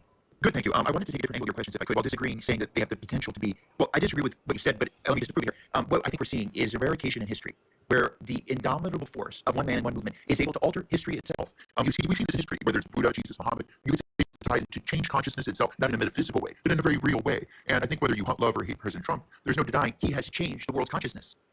And so I think that we say America was never great. I can say it will be great. And if you say that, why should you believe in a God? You're seeing like things being manifested in front of you. I mean, miraculous things, really. Miraculous things. You're living in a time of history. I'm sorry. Can you back up for 1 second? When you say change the consciousness, what do you mean? Maybe consciousness isn't the right word. The focus or the direction or the general zeitgeist of the world. Oh yeah, I mean everybody. Anyone who's important can do that. Martin Luther King did that. Well, that's true, but I'd say he's a bit more than important. We're talking about great people. There's only a handful of them that ever exist. Yeah, of course. And we're seeing this happen right now. And I think when all said and done, when all is said and done, Trump will be seen as among the greatest of them all.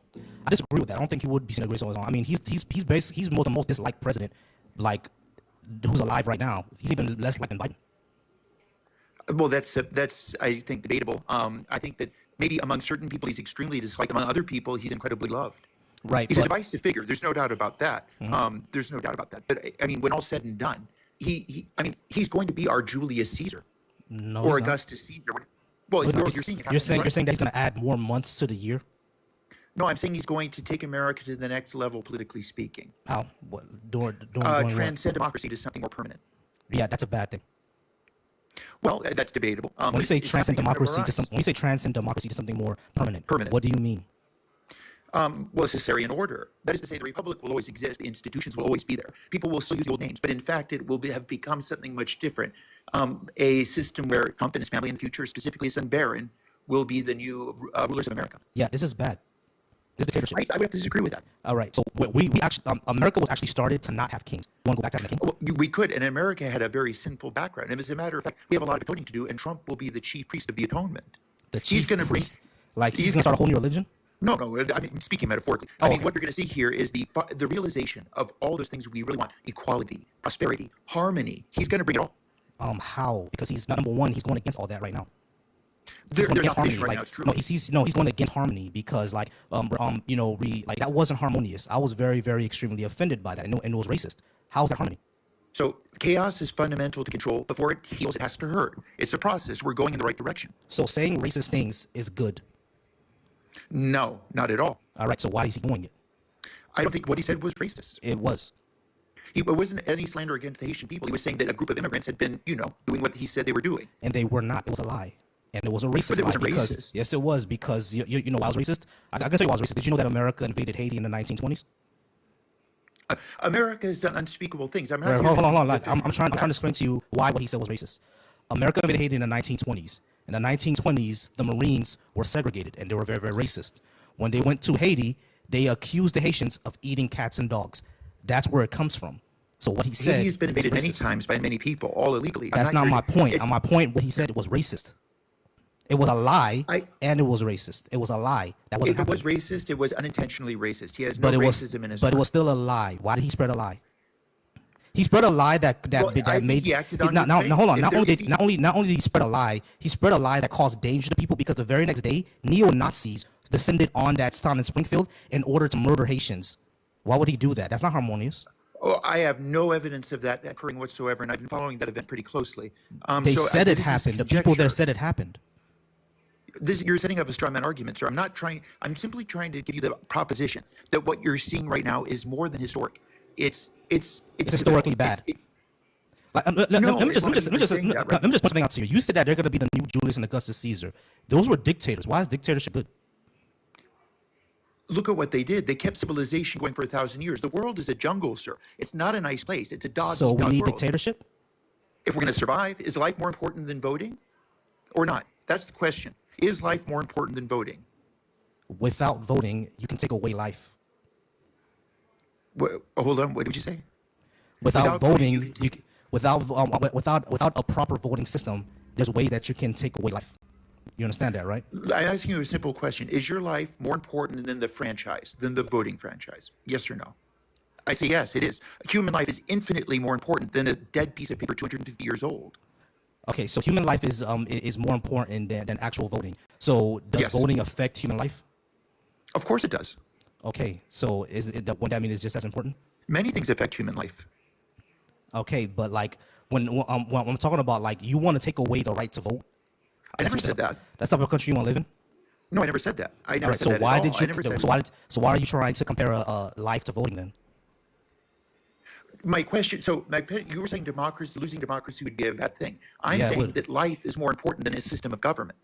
What I can actually agree that your life is more important in the system of government. What I disagree with, what I disagree with is that we have to choose between a system of government and our life. We can have our lives and have a good system of government. It's not to be one or the other. Well, that's a good point. I think under ideal situations, you're right, but the world is a terrible place. Now, I think It is, but that doesn't mean we need more dictatorship. We don't need more authoritarianism. Authoritarianism is what made the world bad. Authoritarianism kept the world going when it was in bad positions. It's not good, but it's survivable. It helps you survive.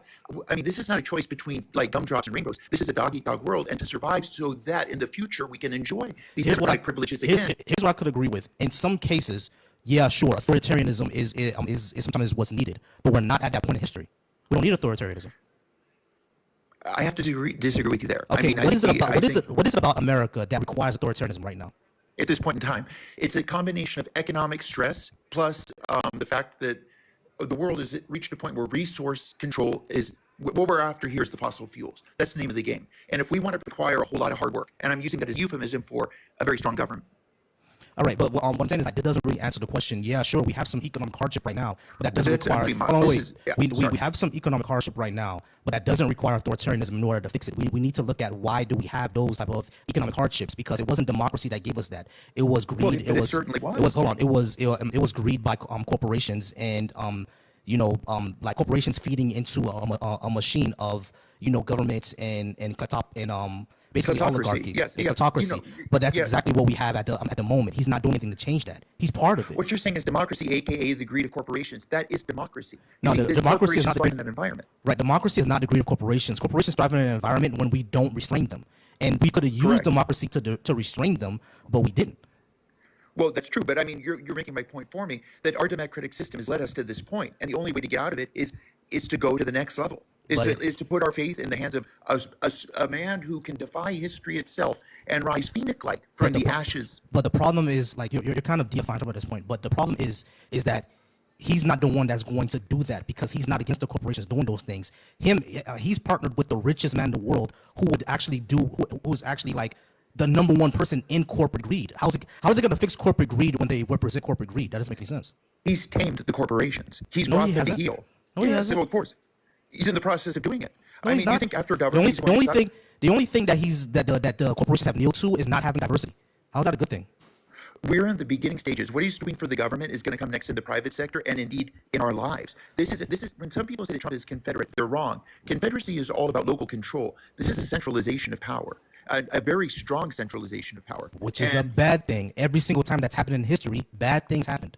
that isn't true, sir. That isn't true. Yeah, it There's is. times when well, take a look at Sumeria. I mean, we had centralization of power and we got civilization out of that. That can't be a bad thing. No, I understand that. There are times when centralization of power is necessary. I'm not even gonna lie to you. Yeah, I get it. There's a lot of third world countries right now where they could use centralization of power. What I'm Amen. talking about in our first world country, we don't need that. There's nothing about America right now that needs centralization of power. Nothing. So What should be rather than arguing centralized is centralized with the people, not with a a strong man. Fair enough, sir. But rather than arguing that point, which I could, let me give you a different perspective. History demands it.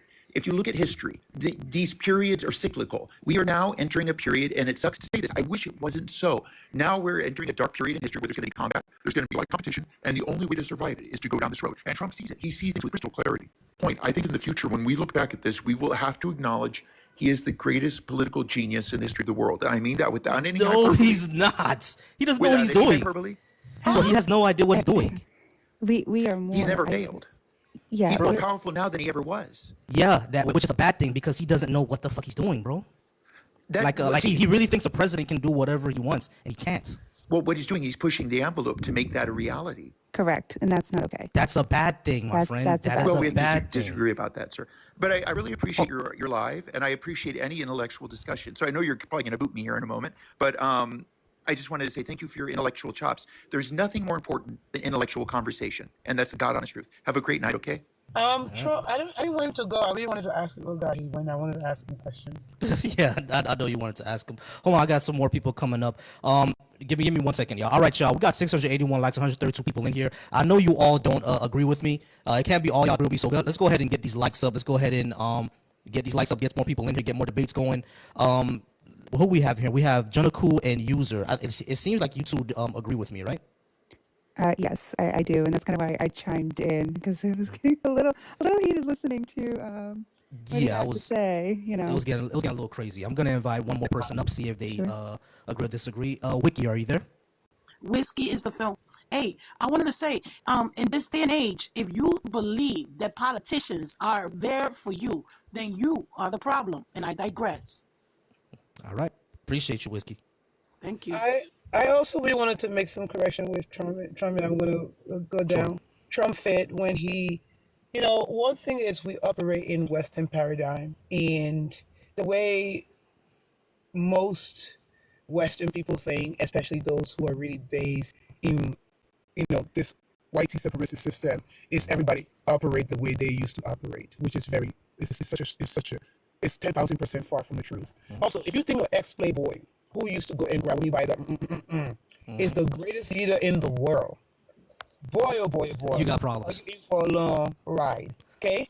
Are you in for the guy don't even have the proper integrity, moral to even compose himself. Even when he speaks, he doesn't speak like somebody who has common sense. But here we are. And the fact that this dude really thought that he had an intellectual debate or intellectual conversation with you was very wild. But anyways, you Trump still keep doing your thing. I'm just watching while you guys are giving him the chance to destroy the United States of America. I'm just sitting back and just watching it and thinking, what's my next move? Okay? Because when that's the saying. He came for when he first came for the Jews. When he first I said nothing. When he came for I said nothing. Eventually there was nobody left, and he came for me. Okay, exactly. Are you ready to come for you? You should. Trump is really an oligarchy. He's not thinking about you. He don't care for you. He is going to give you, at least other politicians give you breadcrumbs. He's not even giving you breadcrumbs. He's literally giving you spackle of breadcrumbs. That's what he's giving you. So if you really think that he is for you, keep going. I'm just going to watch and let the dominoes effect happen. Yeah, absolutely right. We are talking about Western paradigms a lot, so that's one thing to realize. Okay, Linda, you there? Oh, she's teacupped. Deos, are you there? Yeah, I'm right here. Hey man, right. I'm sorry, I gotta say you go ahead. Give me 1 second. Are you over 18 and do you disagree with anything I have on the board? Yeah, I'm over 18. Let me see. Do I disagree? America was never great. Being woke is good. Reparations for Black America. Why should I believe in the God? Faith. No, I think everything's on point. All right, cool. Yeah. I'm sorry, I interrupted you. What did you want to say? I just wanted to say, it's hard for me to put it in words, but long story short, when people talk, those people that gravitate towards them, 9 times out of 10 are on the same level of, how can I say, education with them, if that makes sense. So if you look at the people that are Trump supporters, oh well, no, I ain't saying all of them because they got some Trump supporters are pretty smart, but Trump ain't pretty smart, FYI. So a lot of people that listen to his rhetoric and how he says things is because they can relate to how he's saying it because that's their level of thinking. Does that make sense? You understand what I'm saying? No, I understand exactly what you're saying. That's all.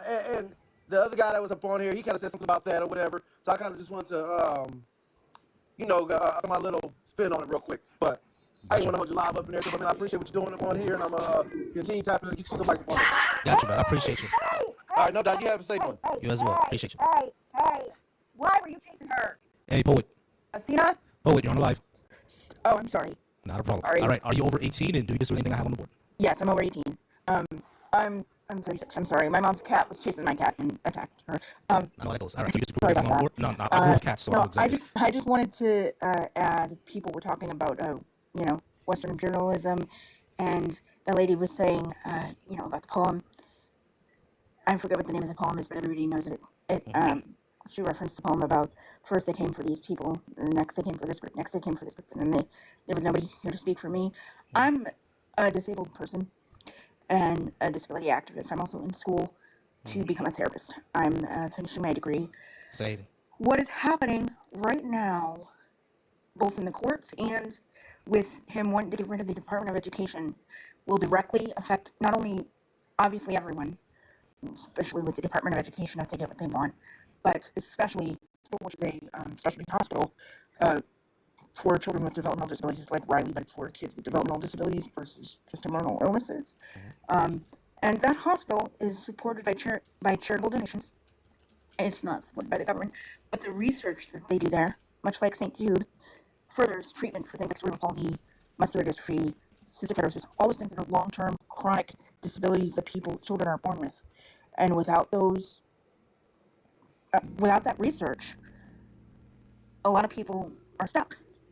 We are just now finding out what cerebral palsy, my disability, does to adults, because 30 years ago, nobody bothered to look beyond children. We are just now in the last 10 or 15 years figuring that out. So, as somebody who's getting ready to be a clinician, I'm concerned not only about my graduate school coming up, but also about, when you graduate from graduate school, you have to have a research placement. Am I going to have a research placement if there's I'm a disabled queer woman? Am I going to have a research placement? Is there going to be something like that for me? 26% of the country is disabled. Right now, 17 states are trying to get rid of Section 504, which is the backbone of the ADA. We can do something about that. We can get hold of our attorney generals and a hold of our governors and a hold of our politicians and let them know that they need to drop this lawsuit because it's going to impact the access that disabled children have to physical therapy in school and all kinds of other services in school, and also other things related to the disability community in public. Gotcha. Can you give me 1 second, Poet? Christopher, you there? Hey, how are you doing? I'm all right. Are you over 18 and do you disagree with anything I have on the board? I am over 18, and do I disagree? I just kind of wanted to have conversations about these topics. Yeah, sure. I mean, I don't know if I disagree per se, but All right, sure, not a problem. Give me 1 second because, of course, there's always racists in my comments that I have to block. All right, cool. oh yeah, fair enough. Not a problem. It's not fair that you get my point. Not a problem. All right, so Poet, I agree with everything you said, but I'm just gonna go ahead and talk to Christopher real quick. But I appreciate you being up here. All right. Okay. We definitely have to watch. We definitely have to watch out for our disabled brothers and sisters out there because a lot of these policies affect them as well. So Christopher, what did you want to talk about? So it says DEM socialism is greater than capitalism. Yeah, democratic socialism is better than capitalism. Democratic socialism. Okay, gotcha. I kind of thought that that's what you meant, but I wasn't. I wasn't trying to assume. No, not a problem. And how do you see it that way?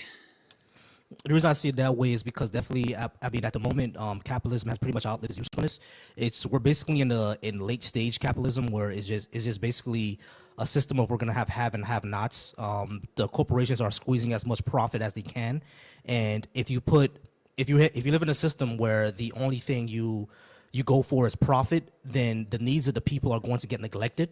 And democratic socialism, which is achieving socialism in a democratic process and a democratic way, would be better for us because like it would have more concern towards the people and have more concern towards the workers and their working environment rather than just making profit. So does that make all industry become government-owned industry? Not necessarily, no. A lot of what we still need a GDP, right? Yeah, of course. What a lot of socialism would basically just be like stuff like workplace democracy, nationalized healthcare, nationalized things like energy, utilities, probably guaranteed housing, stuff like that. You know, I certainly I wish I could figure out a way to make it so that everybody had a roof over their head, you know, no food insecurity, and healthcare. And like those three things I find to be extremely important for any human, right? Mm-hmm. And being amongst the top 10 wealthiest countries in the world, and I might be overstating our status, but in the United States, but I think we're in the top 10 still. We should be able to afford that for our people, right? Yeah. Like this was pointed out like back in the early 2000s. We're actually paying for universal health care. We're just not getting it. Wow. Huh. Yeah, there's a universal health care system in place right now. Medicare. You get given when you're 65. Right. That was Obamacare, right? That provide for everybody? No, it's about Medicare. Oh, Medicare paid for. Oh, yeah, Medicare pays for it. Well, you know, if you can't afford it, then I guess Medicare pays for it. Right? And if you have insurance, then Medicare pays for it. Right? Yeah, exactly. It's just that you can't get Medicare until you're 65. So we're actually paying for a universal system. So Medicaid. Exactly, and Medicaid. We just can't access it. You know, everybody pays into Medicare. Everybody pays into Medicaid. The universal systems. We just can't access it for some reason or another. Huh. Yeah, and I don't know about being woke is good because everybody I've run into that labels themselves woke is annoying as fuck. Excuse my bad language. Not a problem. This is like it is an issue of language. Because like another language that you're using, I don't care about that. I'm military. Like you can cuss all you want, but like right. When I'm talking about, I'll try not to. I'm working on it. It's a bad habit. Yeah, I got you. But when I say an issue of language, one thing I've always said is that people can speak the same words, but that doesn't mean they're speaking the same language. You see what I mean? Everything is like very, very contextual, and language can be ambiguous. Woke came from African American vernacular English, basically. It was a term meant for being aware of systems of racial and social injustice.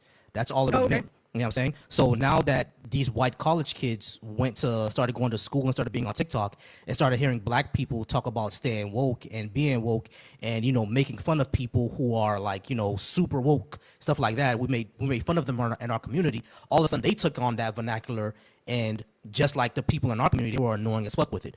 And then white conservatives heard it, and all of a sudden woke is a bad thing. You see what I'm saying? So that's how all that happened. But woke was always just supposed to mean someone who's just aware of racial and social injustice. No, awareness is great. Like, exactly. I mean, I think being aware and like, you know, that whole concept of being awakened from your nightmare, you know, whatever have you mentioned. Yeah, exactly. That's all woke really means, or always supposed to mean. And then, you know, like conservatives saw a bunch of version of it, but like what it became kind of like I don't know. No, that's still what it is. That's all still what it is. Like when, like for example, I know that's what it is because the people who use woke as a pejorative now, they don't really like definitions have utility. And if you ask anybody who uses woke as a pejorative, not only do they not know what it means, they use it for anything. Like, for example, the new Captain America movie, Like the moment that Sam Wilson became the new Captain America, which is in the comic books, and now they're making a movie about it. They called it woke. Like this is in the comic books. How does this have anything to do with being woke or wokeness? The only reason that they said that is because he's black. You know what I'm saying? And they do that for anything. Like if a TV show has a black character, a homosexual character, it's woke. It doesn't mean anything to them anymore. It's just whatever they don't like. It has no utility. So wokeness still means what I say it means. For them, it just means anything I don't like. Like that's all the utility it has. So I'm what, as you can see in my picture, I'm what people would consider a ginger, right? A redheaded individual, fair skin. What do you think separates me from you? I mean, other than the tonality of our skin, the melanin in our skin. On a very very base level, nothing. But when it Right. comes to the American society, you're actually a lot more trusted than I am, just socially. By just the general masses. By the general masses, yeah, and this is actually has been studied. There actually are studies that show this, that black people are seen as not only older but also stronger, especially black teenagers. Well, that's certainly fucked, and I definitely would I would have to blame that on movies, pop culture, and somewhat of what some of the things that are portrayed and the stereotypes that are portrayed, and the negative stereotypes that seem to almost kind of snowball themselves with a certain type of people with dark skin. Like I find that to be there's some really bad white people in this world. Yeah, there's some very black people. Yeah, I mean, it's just that I think what has happened is, and this was actually in some research as well. They said that Certainly racism happened to Italian Americans as well. Yeah, of course. One of the I saw this research before as well. It said that the main driver of racism in America is not even hatred against black people, it's fear. You know what I mean? And I think that fear, just like how you said, was placed by media and just stereotypes essentially, of black people just being stronger or being more aggressive. You know what I mean? Yeah, so the racism against us is not even based on people hating us. Like I've always said too, I truly believe the majority of white folks don't actually hate us. A lot of it is based on fear. Yeah, I think that a lot of it is based on fear, and I mean, ultimately, I not that I can speak for all white people, right? Because that would just be foolish. But I don't think there's a hatred amongst our two skin colors. I hope not, at least. I very much hope not. Gotcha. Can you give me 1 second? Sure, Hey, yeah. without justice, I do see you dim socialism is reformist.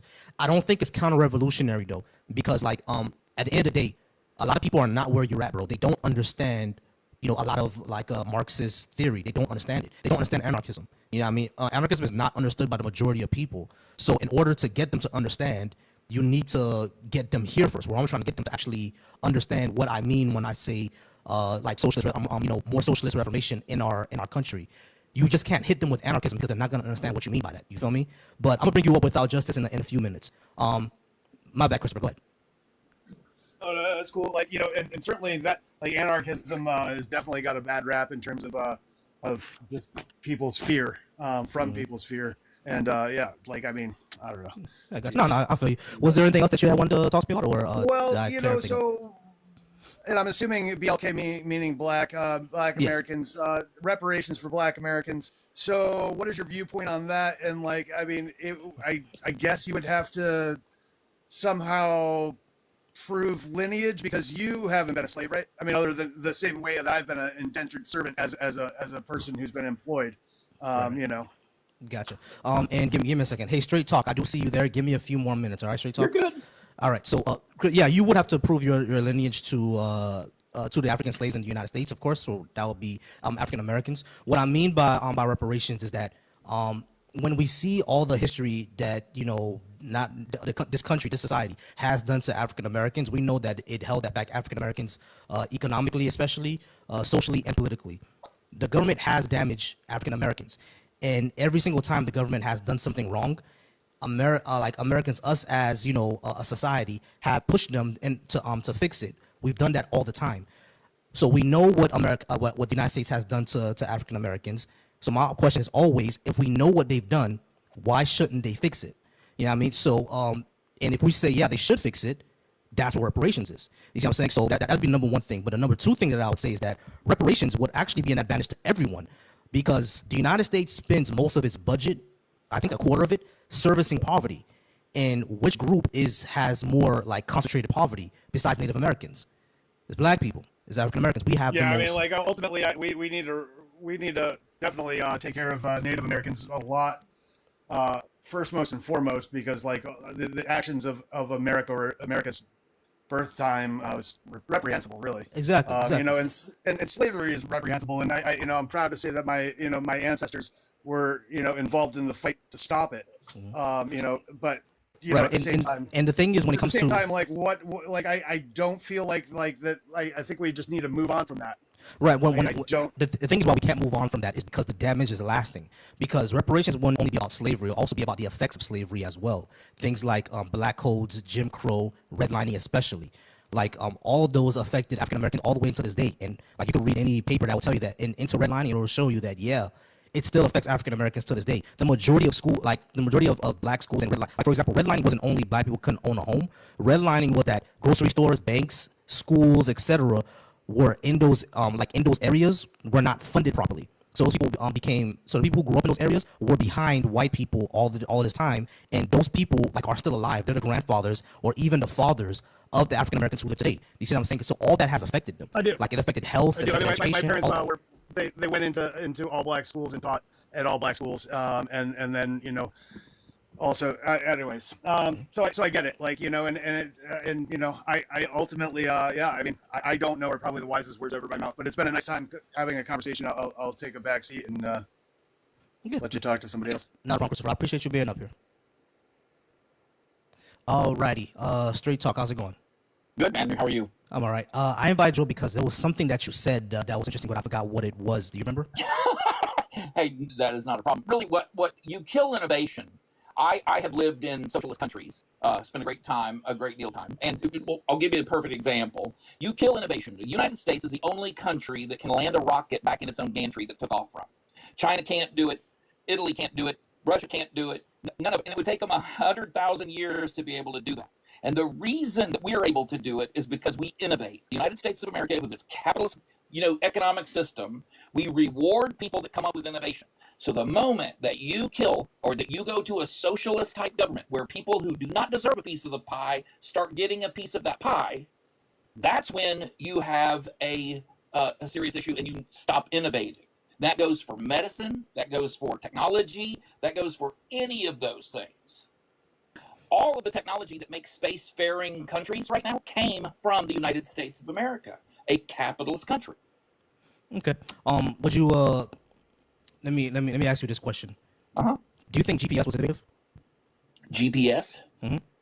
The global positioning system? Yes. Yeah. It wasn't made for profit. No, but it was made as a direct result of a need. It filled a need. And you're not going to suggest that we're not profiting from GPS right now. Right, hold on. It filled the need to get to the moon. We didn't get to the moon for profit. We got to the moon to have a dick measuring contest with the USSR. No, we did that to stifle their government, to get them into an arms race or a space race. Yeah, we stifled their economy, and it worked brilliantly. So a dick measuring contest. Well, you can call it whatever you want, but if instead of shooting you with bullets and bombs, if I engage you in an economic war and I put your people in a place where they cannot commit war, then I think it was money well spent. Plus, we landed first on the moon. Right. What I'm saying is that a lot of the innovations that came out of the space program, including what we're doing now, internet and GPS, was not done for out of the name of profit for money, because they didn't make any money out of that. It just was innovative. No, that's not true. It was an investment, government investment first. That's true, but. Since then, are you telling me you don't have a GPS system, a map system? Yeah, of course. I'm not saying that people didn't make profit from GPS. What I'm saying is a lot of innovations that came out of the space program, including what we're doing now, wasn't made in the name of profit. That's true. I mean, we've had vaccines, even the polio vaccine. Didn't make time on the polio it wasn't vaccine. made in the profit. So when you say that if you don't have a lot of profit, you kill innovation, that's not exactly true. People still innovate because the mother of innovation. No. Wait, hold on. What I'm saying is that the mother of innovation is necessity, not money. Correct. But where did that money come from? It came from the private sector investments and taxes collected by our government. Yeah, exactly. I'm not saying that like the investment didn't come from the private sector, or is not investment, is not research and development. All that happens. What I'm saying is that innovation does not necessarily have to come from profit, because like when it comes to name an invention that's come out of China, or name an invention in the last 2,000 years that's come out of the Soviet Union, former Soviet Union, Russia. Satellites. Say that again. Satellites. No. Yeah, satellites. What do you mean Sputnik. Sputnik. Okay. Yes, but they see. Yes, you're right. You can have a comment that does talk. Have you seen Sputnik? You can see Sputnik. I mean, you can see the version of Sputnik.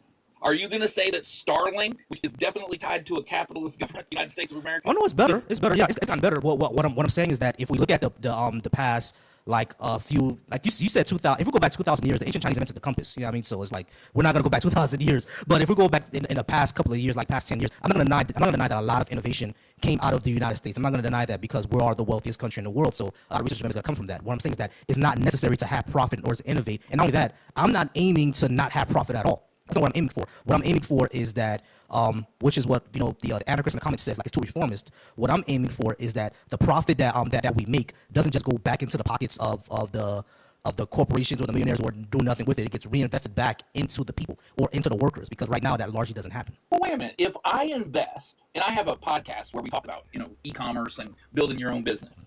And so if I invest that business, you're saying that I owe people who are unrelated to that business a share of what I make.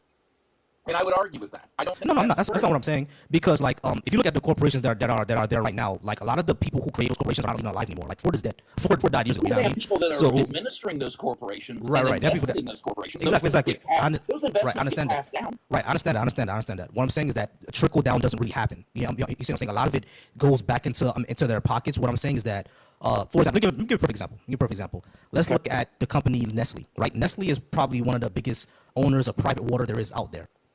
Nestle has done some very, very evil things in the third world, right? Like, for example, when they were trying to sell baby formula, they actually poisoned the wells and poisoned other formula in order for the mothers there to purchase their formula.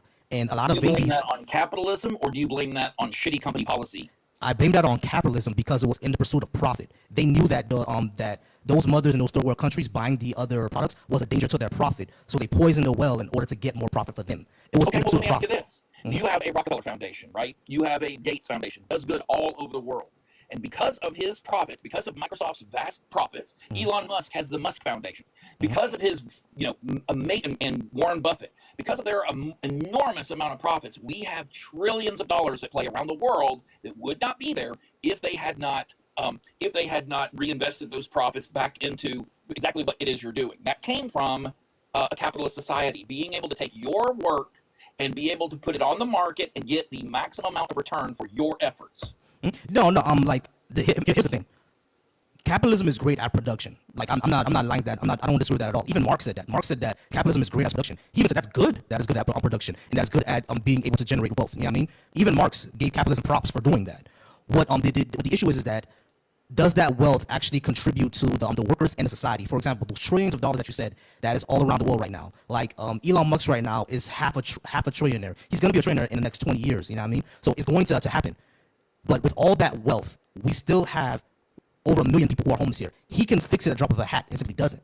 You see what I'm saying? So it's like, and not only that, if all the billionaires would come together and just fix that issue, that would be better for them. You see what I'm saying? Why would they do that? Because it's better for them. How would you having a Lexus, or you having a home, or you having, what benefit to those people is that? Okay, the benefit to people is that you have people, like, because homelessness causes crime, homelessness causes disease, homelessness causes Elon mental Musk health. is anywhere near crime when he's got security? I know Elon Musk himself is not near crime. I understand that. The problem is that everyone else is. You see what I'm saying? Wait. What I'm saying is that it's better for society if there is no homelessness, right? And you think that would stop crime? That if everybody had a home, a place where they could go, roof over their head, that crime would stop? Because I know that there are a lot of criminals that do have roofs over their heads. And they're still criminals, of course. White-collar crime. You have a lot of people that are stealing. I'm not saying that crime will completely stop, but the majority of crime are poverty crimes: robbery, burglary, drug dealing, drug addiction, even arson. You know what I mean? Even grape is tied to poverty. You know what I'm saying? A lot of it are poverty crimes. So if we fix the issue of poverty, a lot of stuff won't exist. Of course, there will be people who grape. There will still be people who are just, insane. There will still be people out there who said, I just don't like this person, pick up a pew and take them out. That will still happen. But by and large, it would be a lot less than what we're seeing today. Well, look, there are plenty of countries that have very low homelessness. And look, I'll use the United States as an example. We have many cities that had projects. The United States government built projects all throughout this country. Okay, very quickly, because there was no ownership and no pride of ownership. Very quickly, those turned into high crime. I mean, you want to talk about concentrated crime and victimization? That's where you went. I mean, it was just. Yeah. I'm sorry. Sorry, talking. Give me 1 second. Hey, Jimmy, you there? Was that Jenny or Johnny? Yeah, I'm sorry, boss. It's Johnny. Yeah. No problem. No, I'm all good. You over 18? You just do anything, or you want to talk to Straight Talk? Yeah, I'm 27. My bad. Yeah, I was listening to Straight Talk. If you don't mind me just saying real quick, or asking. So Straight Talk, I hear like what you're saying as far as like trying to. Do you feel like capitalism is the perfect form? Like the capitalism in America is the perfect form to have the society right now? Well, let's be very clear. Humans are fails. Okay, they're not good. Capitalism is what lifted the world out of poverty. It wasn't socialism that did that. It wasn't communism that did that. Capitalism lifted the world to places that are poverty. Capitalism is what did that. American slavery did as well. That was free labor. Gotcha. And there's been slavery, and there is slavery today. There is slavery all over the world. You can't compare that to American slavery when you're bringing up the fact that American capitalism is what shifted the world into what it is now. There are places that had millions, 10 times more slaves than the United States did. Are those places that had more slaves more successful than America is today? No. So then at that point, that doesn't matter. We're talking about the country. No, it does matter. It just doesn't go along with what you were saying. Can I finish? Everybody pause. I apologize. Everybody pause. I think Johnny had something to say. Johnny, go ahead. Yeah, I'm sorry. I'm just saying, so like you're bringing it up, but at the end of the day, those countries are not as powerful as America is today. So we're talking about America. Not only that, I'm just curious. Do you see capitalism as being wrong? So for example, I'm assuming you went to school in the American school system. I went to school until high school, and then I went to college. I went to college in Germany. Do you think that the American school system teaches you to be self-sufficient, or do they teach you how to be a worker? Well, when I went to school, I'm 58 years old. So when I went to school, it was way different than it is now. So we actually learned American history there. No. When I say self-sufficient, and you just answer straight up, did America teach you to be self-sufficient? So did America teach you how to start your own diets, how to build your own shelters, how to grow your own food, how to purify your own water, how to be self-sufficient, and have to rely on the government for everything you need as far as basic necessities? Sir, please answer the question. Can I answer your question? I'm just saying you come with a straight. If you I am trying to.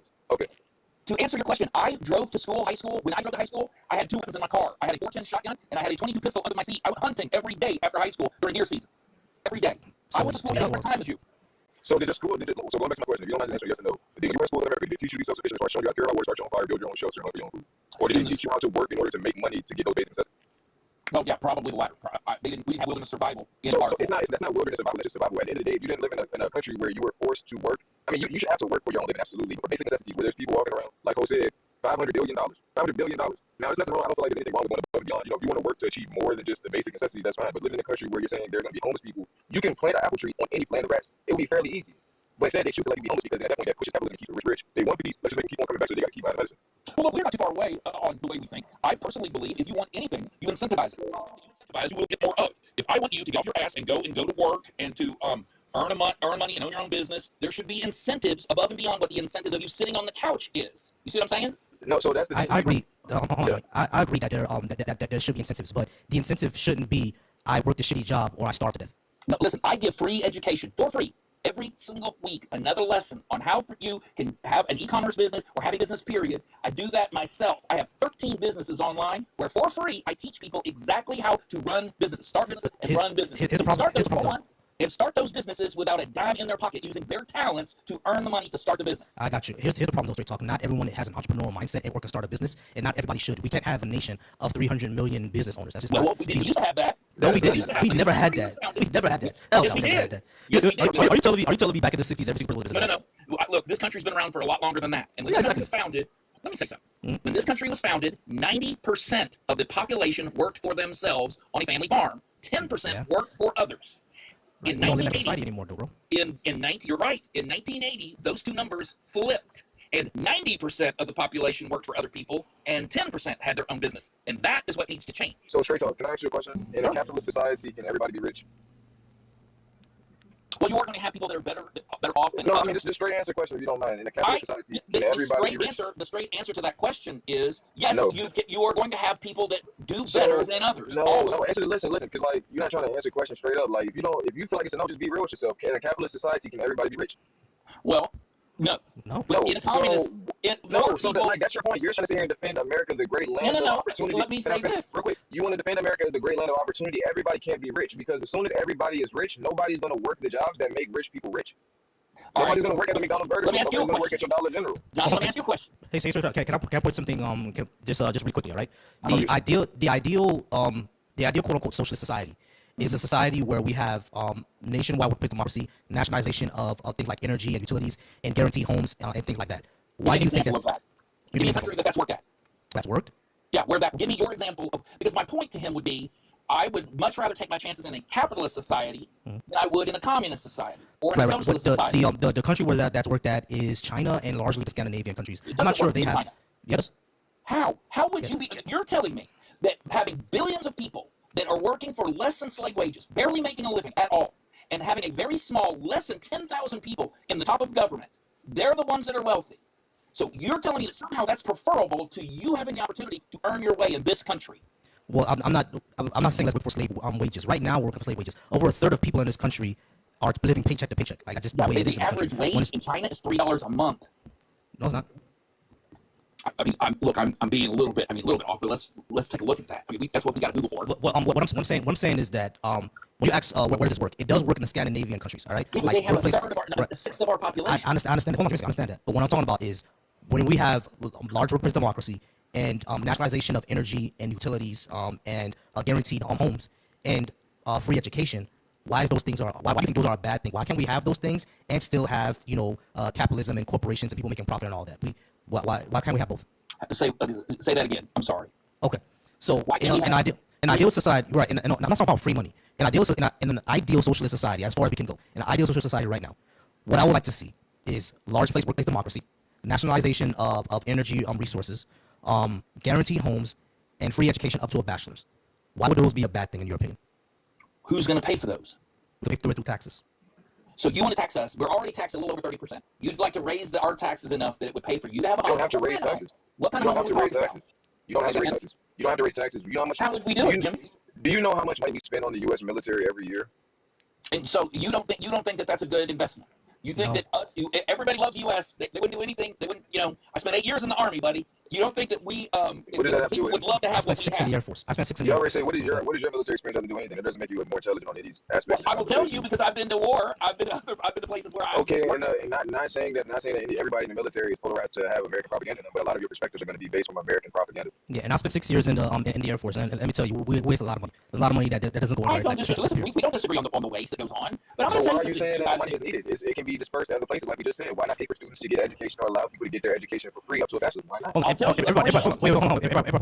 right, so straight talk. Like, here's the thing, because the way that you're thinking about what I'm talking about, you're thinking I'm talking about Robin Hood socialism, which isn't actually a thing. Robin socialism doesn't exist. It isn't take from you to give me a benefit. All right, it's all of us contribute to this one thing, and we all benefit. Meaning that if I get universal health care, you also get universal health care. If I have guaranteed housing, you also have guaranteed housing. It's not take from me to have something. It's we all put into this thing for common society, and we all benefit. Not just you giving it to me. You benefit as well. You see what I'm saying? I get universal health care. You get universal health care. Johnny gets it. Bree gets it. We all get it. You know what I'm saying? If I work for a large corporation of over 10,000 employees, I have workplace democracy. Meaning I can choose my manager. I can choose where the profit goes from for the company. And if you're a CEO of that company, you talk to a representative of the workers and say, hey, how are the workers doing? What are the workers doing in this place? And they say, oh, the workers would like to have this. All right, let's talk about it. Why is that a problem? I'll tell you why. Because I pay for me and my family to have a level of health care that I don't wish to provide to anyone outside of my family. I go to the doctors that I want to see. I go to the hospitals when I'm sick or when my wife is ill. I use the sweat of my brow to pay for me and mine. I don't see the need for me to contribute to a system outside of my family. Hold on, I'm sorry to interrupt. And under my system, you would still have that. No, you wouldn't. You would have health care. Just hold on, just because. Wait, hold on. You would have healthcare, but you damn sure wouldn't have the doctors and the tests. Even the Canadian, the closest. Yeah, you would. Hold on. Straight talk. You know who's judged as the best healthcare system in the entire world right now? Who? France. You know what they have? I know what their tax rate is. Yeah, they have universal healthcare. How much they pay in taxes? All right. Hold on. So let me get this straight. Because me in my worldview, right? If taxes were at, let's say 50%, let's say taxes were at 45-50%, but there was no homelessness, everybody was relatively healthy, all the kids got educated, and I wouldn't starve or go homeless because I lost my job. You're thinking that this is a bad society to live in? Hold on. Let me get this straight. You want me to give you, or the government, 50%. It's not just me. It's not just you. Hold on, straight talk. Listen. It's not just you giving it to me. We're all putting this in, and we all benefit from that. We're going to put it all in a pot. I'm going to put 50% of what I generate in a pot, and then you're going to put your 50%. And Mary Lou over here is going to put her little 50%. You realize there are people. Look at Elon Musk. Should he put 50% in? Hell yeah. You got to be high. Why not? Are you serious? If he did a million times more, why should he pay more? Why does he need all that money? Why does he need all that money? Hold on. Before I ask that, let me ask you this question: is homelessness bad? It depends. It depends. All right, bro. Nah, bro. You ain't serious. You ain't serious. I'm sorry. You ain't serious. Homelessness. It depends if homelessness is bad. Seriously. I'm sorry, Johnny. I'm sorry. I look, he was like, should I stay here? I feel like you was already kind of like beating the dead horse. I feel like you both picked up the stick and started beating the dead horse at this point. No, that's ridiculous. I'm actually this homeless is bad. Yeah, it depends. Oh, bad. Yeah. All right, we have focus on empowerment and Nikki. Oh wait, focus left. I'll bring Nikki up real quick. Johnny, you go ahead and stay up because I know you want to discuss more. Hey, Bree, are you still there? Yeah, I just didn't say anything the last time because you were killing him, so I didn't want to jump in. Oh, you agree? I'm sorry. I didn't tie you in. I'm sorry, I didn't tie you in. How about you, Nikki? No, I was just gonna comment with on him before he left it. Gotcha. I'm sorry. I didn't tie you guys in. I'm sorry I didn't tie you guys in because I get over it. But you guys can go ahead. I'm sorry. No, I was just gonna say there's a lot of people that have that mentality that you made a very good point about it's not take from them to give or take from you to give to them. It's everybody's thing. They don't see it for whatever reason. Yeah, I don't get it. Like, cause, every time I heard social describe this way, I'm like, y'all thinking about Robin Hood socialism? That's not how that's gonna work. And secondly, it's not like you can't have profit anymore. It's not profit. It's just gonna benefit more of the people. It seems like people don't get it. I get confused about that too, because it's like, I mean, at the end of the day, you can have both. You just figure out what works and don't rely on the same system to, you know what I'm saying, work forever. I mean, at the end of the day, like, that's why I was kind of talking about the school system, because it's like, if you know how to just, if you want to provide yourself with your own basic needs, and then you want to go out and get a job so that you can, go buy your class fancy or a nice fancy car, there's nobody stopping you from doing that. But at the end of the day, what we're saying is, no, let's make sure that the basic needs are met, and then anything above and beyond that, that's up to your own pursuit. It's not like you gotta, work your hands bones just so that you can put eggs in the house for $12 at the Sims 3. There's this show that I was watching, and I'm sorry, I can't remember his name, but he was talking about how $90 cents we take the whole system and a different option that would be a good idea. They talk about doing credits, and every person from the time you're 14 years old until forever get a base credit of, let's just say, 80,000 credits. I mean, anything on top of that, you get to keep in the stock of the business that's talking about. It's just everybody gets the base $80,000 because that's the average of my cost to live life. All right, give me a second, guys. Sahel Knight, this is gonna be part 4 for us because you're always coming up. Remember me, that's so adorable. I love that. Yeah, that's all right. Sahel Knight, part 4. all right, guys. I think Sahel's probably the only opposition up. Let's try not to jump him. But Sahel, what you got? So my thing, I'm just gonna call you a socialist because that's basically what you are. I am. Yeah, nothing wrong with that at all. Okay, you're honest about it. At least you're not like really deny it. You're like, oh, I'm a communist or I'm a leftist, I'm a progressive. Like, okay, at least you're honest. Or it's like that. Yeah, sure. So it's like, why not just focus on making jobs for the working man instead of making socialism?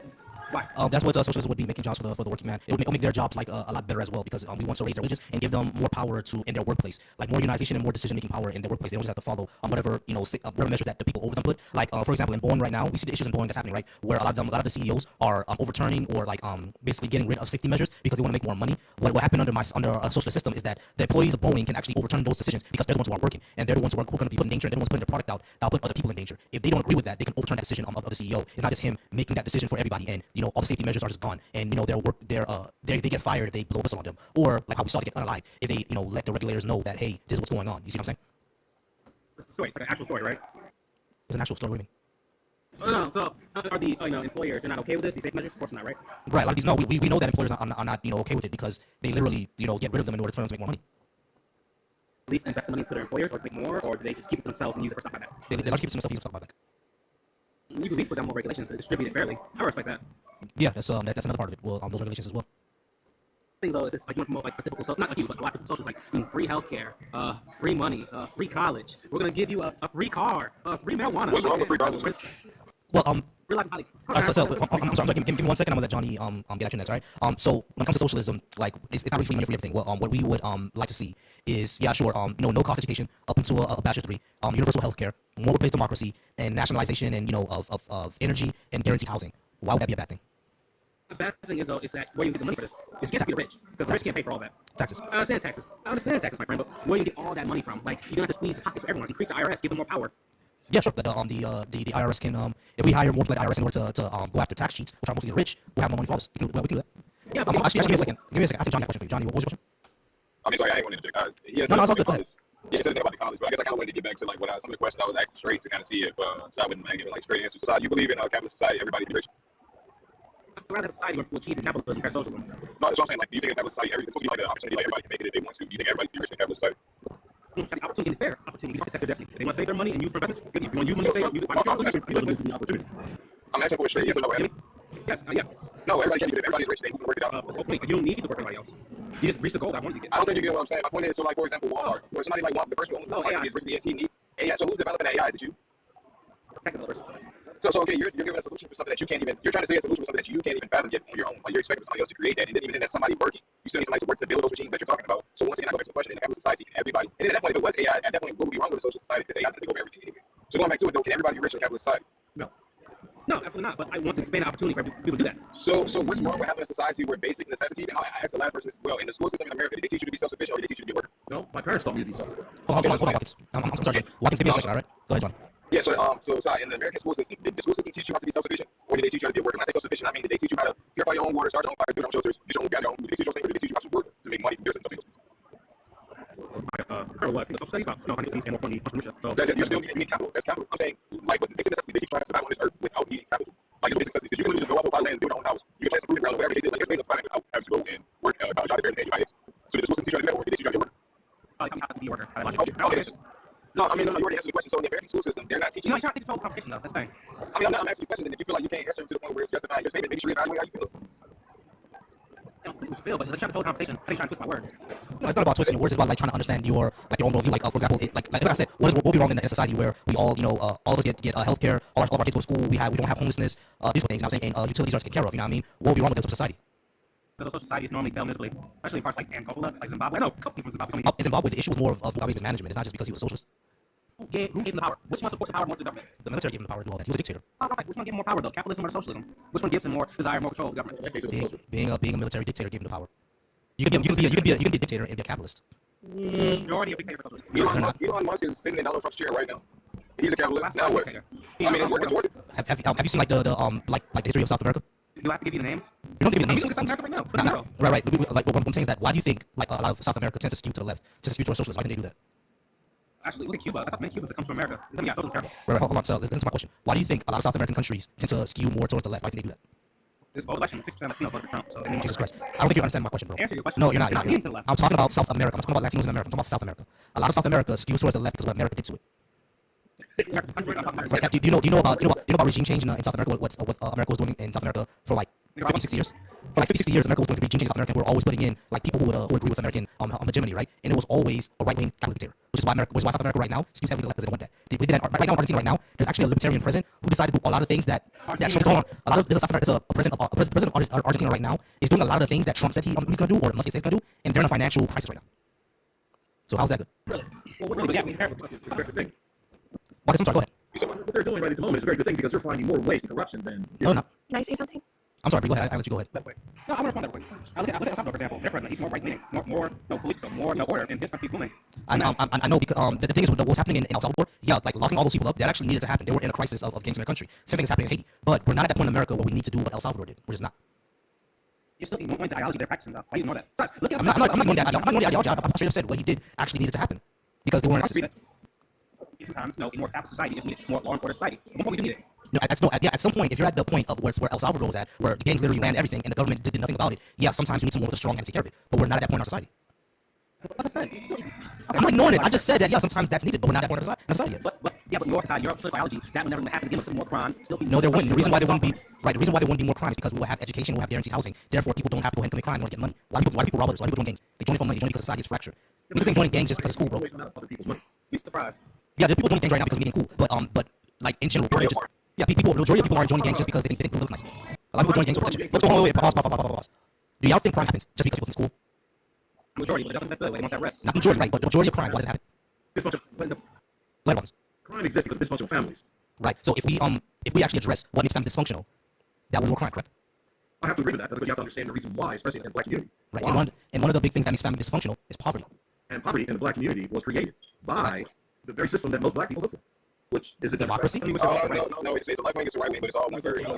Society, we have to keep black people in their place. That was created by Lyndon Johnson, the most racist president in the history of the country. Hold on, you're saying that. I'm sorry, everybody pause. Because I hear this claim all the time. You're saying that because welfare exists, that's why people are poor. It's a contributor. No, it's not. Yes, because it had nothing to do with on welfare for generations because they don't want to get off of it. No, let me ask you. I'm sorry. All right, apologies for that. I'll let you go next, okay? All right, so, Watkins, let me ask you a question. You said that welfare is a contributor to people remaining poor. How does it do that? Well, because the majority of people, regardless of race, have issues with themselves. Broken down families, for one. Broken down family was designed by the government. That really doesn't answer my question, bro. You put them in welfare, you get them into a position of me and one. So if a father and a mother separate, because in the beginning, the mother couldn't get welfare unless the father was gone. So once the father was removed from the household, it created generations of welfare recipients. And you're not going to vote against the system that's putting money in your pocket. What money did you get from welfare? Exactly. I don't understand that question. What do you mean money did you get from welfare? Very little. It was barely enough to survive. Yeah. So you're saying that they're staying in poverty for a little bit of money that's not even enough for them to survive. Well, after a while, that's all they know. That's all they know. They become that's their life. And they live that, and they live that.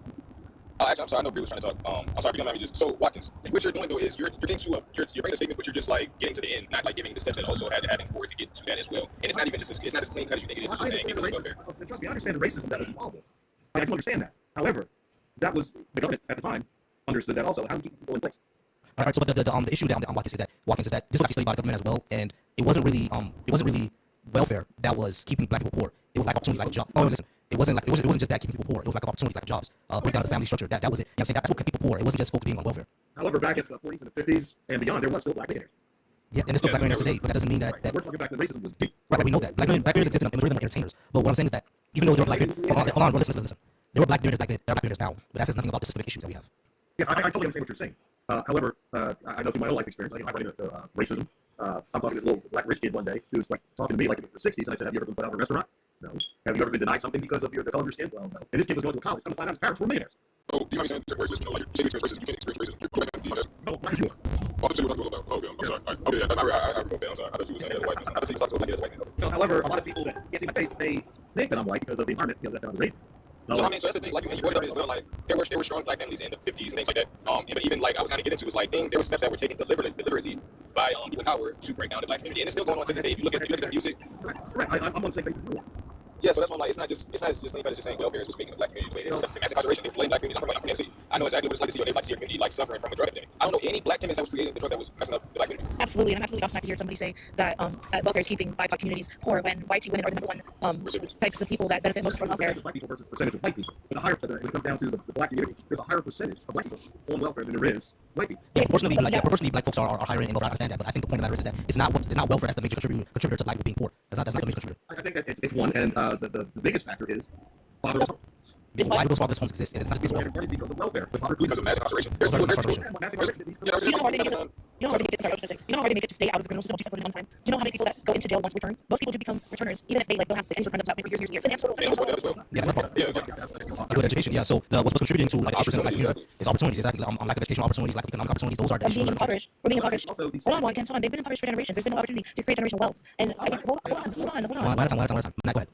There's been no opportunity for the BIPOC community to create generational wealth on a general scale, like overall. Like yes, there are, like we spoke about earlier, there are black millionaires, there are black wealthy people, there are people that have made good jobs and made good for themselves. But that doesn't mean that there's been an equal opportunity for every black family to be able to create wealth the same way. What are the odds of a black male or even a female of having good life outcomes without a father in the house? Well, that's redundant. I mean, it's like, so speaking as a black man, because then at that point you're going to make it specific. I grew up, my father had his father in the house, and I'm doing better than he did, and my father wasn't in my life. So he had his dad in his life. My grandfather and my grandmother were like a nuclear family at that time. And my father grew up in he was not in my life, and even my brothers that he had outside from my mom, he was in their life more, but still wasn't in their life. So I think that's what it's like you're trying to make it more specific than what it is. But overall, if you look at it, opportunities was going to come down to a lot of the deliberate things that were done, like mass incarceration and things like that. At the end of the day, I work a good job. I'm electrical technician on the school of aviation. I did not know a lot of these opportunities was here until I started stepping outside of what I knew on my day to day. I only knew my city really growing up. I didn't know what I was doing.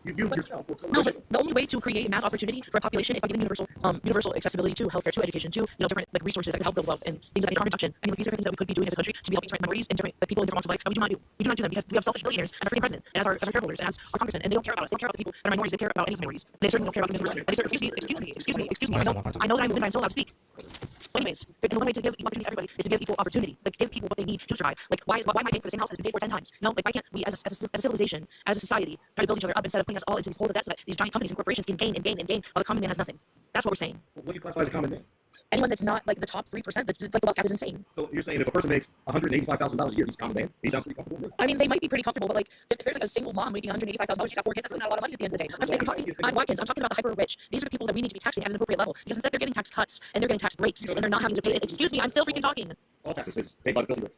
Yeah, that's incorrect. And not all taxes. Like, a lot of the rich actually avoid taxes. But give me a reason why, because when I was finished with what you were saying, and then after that I have to let Bree go because Bree's been sitting there patiently and has to say the thing. But I'm going to finish what you were saying, and then Bree's going to go ahead. Go ahead, sir. Yeah, absolutely. I was just going to say, yes, the rich do avoid taxes. They do get tax write-offs. They do get those perks, and they go for every exception that they can find because their goal at the end of the day as a corporation is to find the best way to make the most money. They don't care who tax they have to stick on. They don't care about the minorities, and they will. Oh, they go nature. Somebody said that in the comments. Yeah, so they can write it off on their fucking taxes. Okay, sorry. No, Bree, I'm sorry. You've been sitting there for like an hour patiently. You can go ahead. Okay, I'm so sorry. Don't mind my voice. I'm sick. But I have 2 things to say. One, the stuff that you were saying about the reason why, because of fatherless homes and welfare. Well, I'm white, and I grew up in a fatherless home in a welfare poor community. But my kid's father is not white, and he grew up. I still had versus the opportunities that he did not have. So because of the community that were communities already, I was in a very poor white community. Everybody was white, but we were all poor on welfare, and we were still given way more opportunities than he would ever get at all in this institution because this country is set up for those specific communities to fall, crumble, struggle, and never had an opportunity to succeed unless you happen to be a random person like LeBron James with great skills that people always reference. They always reference his children, and then you came and raised up black millionaires as examples. If we even look at the millionaire percentage between whites and blacks, it's significantly different because of the lack of opportunities and how hard it is for that specific community to grow versus if you're white and in the same situation, you have way more opportunities than you would have in that situation. And then the second thing I forgot. So no problem.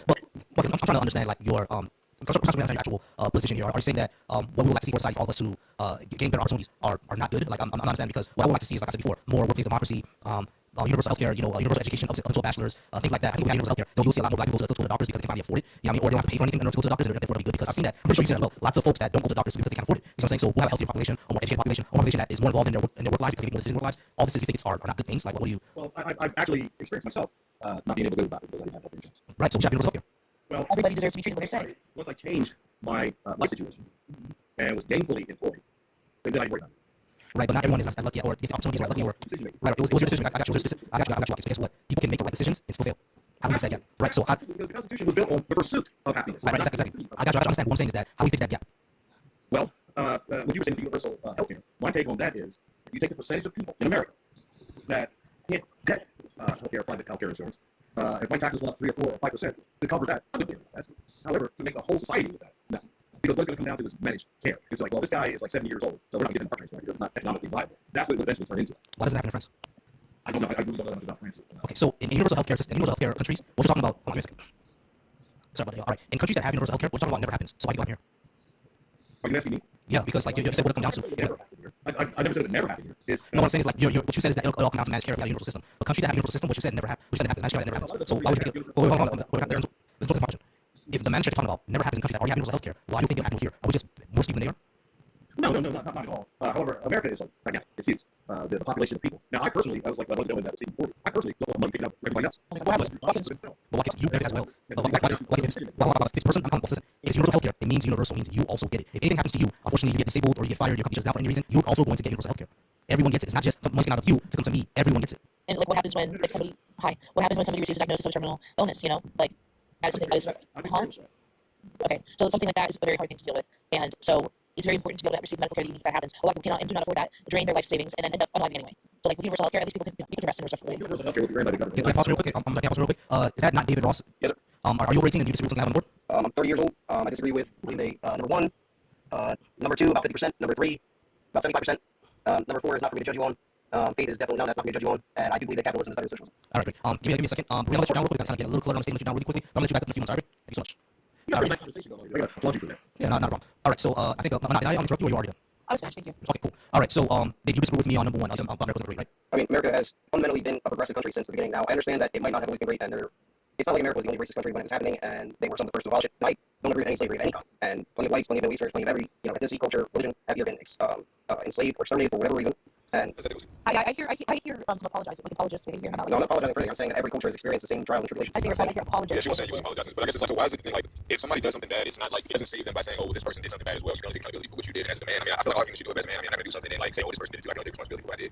David Ross didn't do anything. So can I finish my point without Right, and I'm finishing my point. All right, so baby, go ahead and finish what you were saying, and I'm gonna go ahead and respond. Go ahead and finish what you were saying. Okay, so simply being said, there are you have the Montford Marines, which was the bravest unit in World War II, which were African American Marines, the first unit set up the conflict. Wonderful. And they upheld and whatever, and everything's gotten better since then. I understand that there have been trials and tribulations, and that has been for all beings of all kinds since the kingdom. And I'm only responsible, but I want to finish. Go ahead. So we're still on the first point, correct? Oh yeah. So are you? Well, no, I have like maybe 2 sentences left. And we can Yeah, go ahead and finish on that, and then I'll respond to your first one. Go ahead. Oh yeah, of course. I got you, host. Yeah, of course. Go ahead. So what I'm saying is that America has never been great for every individual, but as a whole, America has been great if you compare it to any other nation. Okay, I got you. So because you so first brought up the example of the Black Marines who went down to World War I. That's actually a good example of why I say America was never great. Because what happened to Black Marines when they came back home, they treated as heroes, or they comes to the wayside because of color. Well, unfortunately, World War I was another example, not as explicit as Vietnam, but World War I military individuals were not hailed as heroes the same way that the British are. And yes, they were the British in World War II, they were heroes, but World War I military members were treated somewhat similar to the way that Vietnam Marines were treated. So I think it's despicable across the board. I think that when it comes to like black soldiers when they came back from war, not only just World War I, but also World War II and all the wars that black soldiers were involved in, they were not treated as citizens. They were all treated as second class because of their skin color, because of stuff like that. Which is why I say America was never great, because it was great. The way I measure greatness of a country is number 1, if you close to your ideals. And you always say life, liberty, pursuit of happiness. That's not been afforded to everybody in this country. And like you said, it wasn't great to everyone, but it wasn't great to everyone. Overall, it can be, because it has to be great to everyone. It has to be everyone. Now, it doesn't mean that everybody gets like every single equal thing, right? Like just because not everybody's gonna be born like equal in ability. Like you might be better in math than me, and I might be better in language arts than you are. We have different abilities, but we should both have equal opportunities. It shouldn't matter what my skin color, my religion, or my creed, or any of that is. But in America, since the beginning, and even up until now, your race, your creed, your socioeconomic status, your gender, all that matters into your success. Therefore, it can't be great. Right, and that goes with. I mean, there's no country on the planet that there's not even like a group. So you take we call it Freemasons, individuals, and there's a hierarchy here. No matter how low you get, even if you go down to like a little baseball team, they're always going to be the best player that gets the best positions, the best beer, the best this, the best that. You can't always compare yourself to the highest of society. You have to compare yourself to where you're contributing. And I'm not saying that that's right. I'm saying that's what a perfect society has never existed, and most likely never will. But we're working towards that. And just like our ancestors do, I'm Russian and okay, yes, of course. Okay, what message do you think will more perfect society? Well, I believe we're so well-versed and not my disability. I apologize. I'm not supposed to say that. Not on camera. I'm assuming that you're just a normal productive member of society. I'm not productive. I'm just saying. Hold on. You wouldn't be able to see my disability either. So please keep your ignorance honest to yourself. I was being ignorant. I was trying to be respectful. Hold on. So what are we doing? What steps are we as a society taking to become a better, quote, more perfect society? By cleaning up negligent spending of tax to provide for the people that live in our country. Okay. I'm for that. And I don't agree with that being a good reason. I don't agree with that. Actually, don't think we're even doing that. I mean, because you have to fire people to get the money that you're saying we need. I'm not talking about the firing. I'm saying. But there was actually, well, we can talk to that in just a second. There's one thing I really wanted to bring up. Kind of that, you kept saying, but all groups, but everyone kind of has these, struggles, and all of the World War I veterans, and much like the World War II veterans, and any type of hierarchical, team, even a baseball team, it's giving all lives. It's giving me like the all lives kind of vibe, and I'm not liking it. So I want you to listen to Big Lives Matter. I want you to answer No, do you believe that one value? I want you to bring the blank lives matter. That's a loaded question. It's not a loaded question. Disingenuous by you. It's not a loaded question. It's not disingenuous. I want to know. That is entirely disingenuous because first off, I It's not think disingenuous. there are oh, so now you're personally attacking me. I'm getting contentious. Let's try to be respectful, all right? Sorry, but you're saying disingenuous. Yeah, I'm not police. I just want to try to have, I'm not going to be I know I'm not trying to police, all right? So let's try to, keep it cool. You feel that for me, blank lives matter. I already said that's a disingenuous question. I'm not going to answer it the way that you think. Can I pause it? I'm not asking the question, David. Yes. Why do you think it's a disingenuous question? Because what she wants me to say is either all lives matter or black lives matter, and it's not that clear cut of an issue. And she also misrepresented my statement saying I compared World War I and World War II veterans. Before we get to that one, I want to clarify that as well. Before we get to that one, you said it's not that clear cut of an issue. Do you understand why people say black lives matter? Yes. I also understand why there are individuals who say all lives matter, right? Okay. Yes. All right. So now you want to say black lives matter because what we're talking about is that it's a message to the justice system because criminal justice system doesn't care about our lives. Now the other side says all lives matter. Why are they saying that? Because I don't know why they say all lives matter. Why do you say that? So, as an independent, and I grew up in the inner city for most of my life, and I would say that my friend demographic is the majority non-white. So I try to find middle ground on these issues. So when it comes to and I'm not a police, I don't like many police officers. No, I got you. Yeah, no. But I believe that they're going off the statistics that the FBI puts out with the 13%, 52.8% of murder and whatever, and that's fine. Oh, and I say TikTok live, please, because TikTok. I apologize. No, it's so they're going off of the statistics, and as opposed to treating each individual situation pragmatically, they go into it with these statistics in mind, and they're afraid. And if you're going to be a police officer, you should not be afraid. You should be going into that and knowing that you know how to defend yourself and you're ready. No matter who you're approaching. Okay, I know. I'm not everybody's going to on this in a second, but I want to ask you a real quick question. Of course. That 13, 50 statistic. Do you understand that that's exaggerated and it's actually not as clear cut as that says? You get it in all thing. Well, I'm explain. But you get it as clear cut. So what I believe is that the people that live in the suburban areas or the the sticks, they don't have as there's like when I live in Philadelphia, I see 3 cop cars every 45 minutes, something of that nature, right? So they're not as police, so they don't get caught as much, so to say, which is why we live in a state of fear that's unjust. And most of it comes from legitimate claims. Okay, so therefore, so he does that a little bit. They're not over policed. We're the ones who are policed. So you're getting okay. So that's what the whole 13, 15 is coming from. Where is that? There we go. Gotcha. Okay. So he does that. I don't know that's why you that one. All right. So he does that. Where if 56 is over policed. Yeah. So he does that. He does that. Right. I'm really 215 all day. Gotcha. I mean, the statistics of getting caught due to misuse of resources. And also it's not actually true because we have to have minimum operations of those cases as well. I agree. They sort of turns into domestic violence, abuse of aggravated assault, etc. So that's why we say black lives matter because that's what we say all that for. So you get that part. But you say all lives matter. Just don't see that angle of it because it's not really experience. Right. Which is why I'm not going to say either because they're both kind of misguided. I think that y'all should just have some. I understand why it needs to I'm saying their way, not that it's wrong. Like explained to you, one was born out of actual actions that were being taken against a group, and another was born out of resentment. I mean, that's pure racism. At the end of the day, you can say it's maybe just police profile, mass incarcerated, what's going on, and say and even if you look at George Floyd, for example, the reason why these people find to not care about a specific movement or something is like, if George Floyd wasn't how many times do you have to have mass like or how long like you know something like I think the could have been second. I disagree with what happened to the individual. Obviously, that's disgusting. Anytime someone dies, it's disgusting. But I do believe that should have been brought under something more during that doesn't have to do with the statement itself. The people are obviously being a certain way of things for ways they don't say. We should all have our own saying. It's like when straight people ask oh, when's Straight Pride Day? Like it's every day. You guys get everything, It's really fascinating for people to hear it constantly. Hey, all lives matter. When it really, like Bonnie said, and the coach said, black lives matter for a very necessary and very needed reason because black people have been hunted, black police systems are created, and there has been little to no reform in police, in how police is done in the country. And I remember they're law enforcement officers. They're no longer peace officers. They are not here to protect. They're here to enforce laws. So I mean, legally, there are some states where you have to do certain things. You have to do certain states. Well, you're enforcing laws. It's not the reason that they're enforcing laws. I think there should be, like there are laws for a reason. The reason that they're law enforcement officers and they're not like peace officers anymore is because their job is not to be peace officers laws, and that means that they will do whatever they do to enforce that law. And they will also use whatever the law to manipulate to them necessarily and quote everything. And there are many other factors in case that could why I don't like that they're law enforcement officers. Yeah, I'm good. It's not an issue of that's what we're supposed to be. Right now, we're kind of issue of so kind of enforce slavery because that's what prison is. And that's the issue of policing. Sometimes a lot of people see police. I don't know how we get that because why I have here because I don't know how to do it. But I'm not saying actually police because I work in America and needs to reform it better. But when you say that's not society, you understand like why we get excited because of all the issues that are all these systems, which is why we don't see that excited. You understand? So I think maybe we misunderstood each other. So the Caucasian white people in this country are misguided behind what Black Lives Matter stands for. The fact that the martyr that they chose to burn cities down over was. Wait, whoa, back up and shut up. I can't. That's rude. I'm sorry. I'm trying really hard to be polite. You're saying down over. You're saying multiple cities burned down and George Soros funded it, and that's fine. And I don't do stuff. Oh yeah. But when it comes to the political organ say on that. I was saying you are a white supremacist. I'm a white supremacist. No, that's totally non-factual, and I'd like to retract that. I'll say, David, you may not be a white supremacist, but like those points that you're talking about, it came from them. They may not have that. I've done a good bit of research. It's not like I'm coming up here uneducated. I have spent hours. What did you say burn down the city? Excuse me, sir. What did you say burn down the city? I mean, it started off as a protest, and then a lot of what? No, I'm sorry. You want to go to St. Louis? No. You said a lot of who? I believe it's African American individuals started to Philadelphia as well. Okay, you're from Philly. I'm in the city too. So I think I was out there on the protest. I'm not sure if you were, but I was. And you can say you're from Philly, but you're not from the black community of Philly. You're not black. 23rd indictment, so I'm pretty sure are you a black person? My point is, you also have to profile black. Honestly, the profiling is worse. No. The point I'm getting to is, if you know your average black person in the inner city, they they are not willing to risk doing major crimes like that. That's not what we do. Now, if you look at the inner city, when you look at what's going on, you had a bunch of white people come in with masks on who were not from the city and coming and instigating stuff. I seen my own eyes. I'm not saying that there's not skaters out there. There's just skaters and everybody else. Even on the baseball team, bro, we know there's skaters everywhere. I'm supposed to be right. You have a bunch of excuses which comes off as that. Okay. When it comes to the entire thing of quote unquote burning down the cities, right? Well, first of all, what John says is correct. A lot of people were doing that. Number one, justification outside city, one cause trouble, and the FBI actually investigated and found out was true. But the second thing that I would say is that a lot of these things became violent. They only became violent because of police actions. Or they would attack protesters, spray paint them, beat on them. You know what I mean? So you get on the corner during those protests, police would just come up to you, just tear gas. Just like take a picture, when someone's taking a picture in front of the church with the Bible, people protesting and he tear gas, so he takes a picture of the Bible. I was in Cleveland, and I think it was May or June after George Floyd's murder. I'm sorry, unalignment. And we were and we were protesting obviously, and it was people protesting part. But there's a few little reports that anyway. Like, and they said that the incident reports, they literally reported the police where they started realizing any sort of like rubber bullets, paper sandbags, or tear gas until after 5 p.m. I have pictures and videos on myself of that happened at 3 p.m. And they said they were only starting that because of curfew that was being imposed at 6:35. And they did not be 5 p.m. They didn't want us to start using tactics. They did not let us know. They just started, and they don't care who gets fined. It's not reaction to stuff. You know, you're right? And maybe watch over like all these it's not supposed to be like we're about violations of constitutional stuff. So I was there and looked at the video and I was like, I don't know, you know, like it's the kind of the other protesters like so. I'm not live for 4 hours and but so we got let's still in at least 10 more minutes because they didn't get through all the points. I don't believe that I have the ability to even feel like I want to find around the having something and I've been free to and all things I've and so I'm trying to have the conversation. I don't think the other one actually bring me in that's free. Yeah, absolutely. Never mind. All right, so let's about I have to yes, sorry. Yes, probably just me on we got 10 more minutes right. All right, I'm not sure everybody here can stream on I have 2 channels for spots and the Black Coalition put them on my page. Walking the road to be on my year later. I want to say here. I didn't realize that I put up and that's either what is like playing on fish on last semester when they got here. Just videos on I'll see this like and like if it's like it's 50 or 60 like you sit around in my room and talk to sons about financing and a lot of people didn't have that. Okay, so there was people that just don't know. So we got we live in the West neighborhood, but one time, having said that, one time I was homeless. And I bought myself out of that homelessness right now. But I think no one had looked at that, right? But I'm just like looking at that, which is why I'll leave housing, right? That's number 2.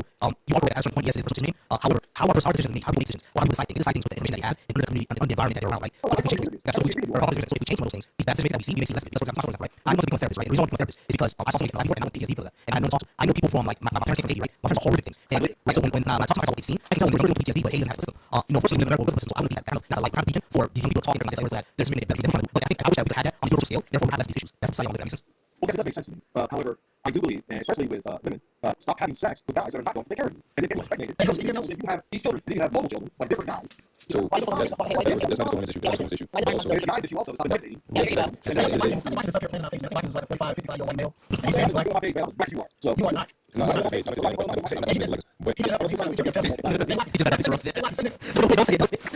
They get live, bro. Oh my God. The thing is, like I said, it's a man and woman's responsibility to not have children unless they're ready. It's specific for procreation. You can find joy, you can find but the reason for procreation. Secondly, going back, second is not 100%. People have babies when they work on people have babies that are taking plan B and use other virtual. It's not 100%. It's not matter. It's not 100%. So I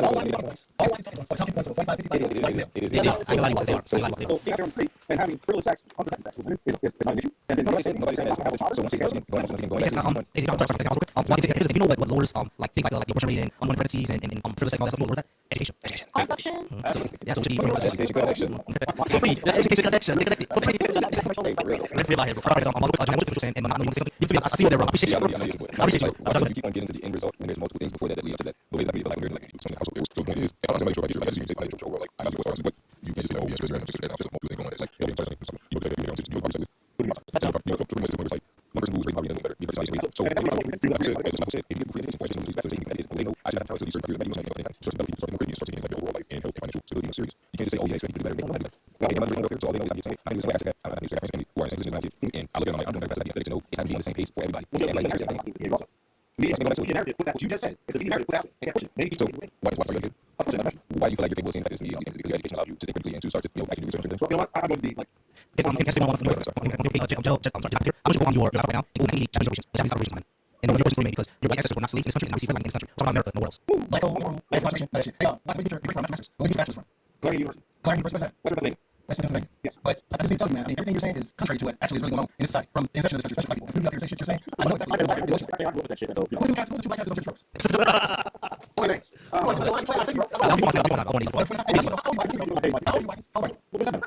That's what, you know. Well, you respectfully might be a little situation. I say that in the most respectful way.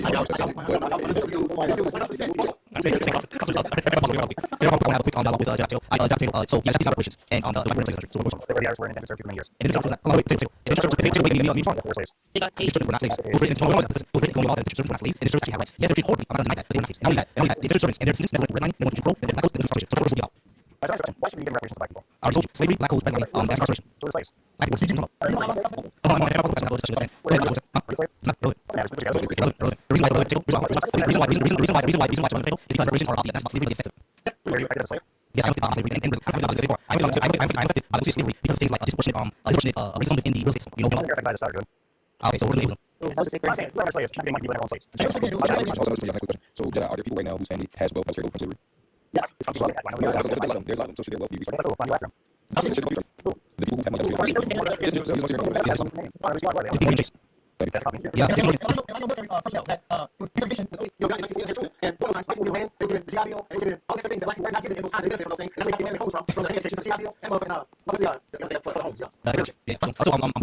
get that. You don't think we should give money to people who weren't slaves. It's you just want to say that racism would be not just slavery, defensive slavery, which is I'm not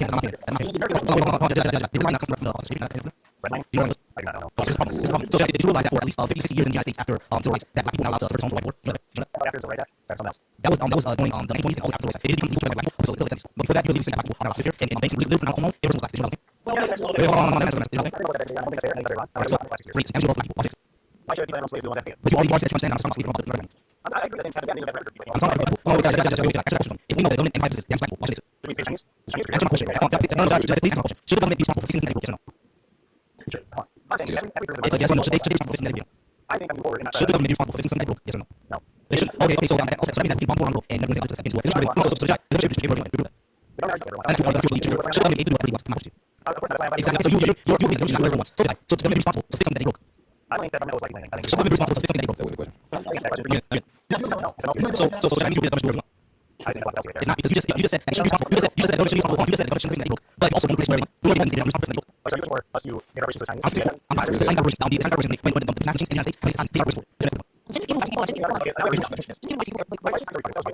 do that. No, I'm just yeah, yes. I appreciate you guys. Yeah, appreciate you follow them. Say like no, I appreciate y'all. All right, y'all. So I appreciate y'all. Have a dialogue with them. Give it to me. Oh, but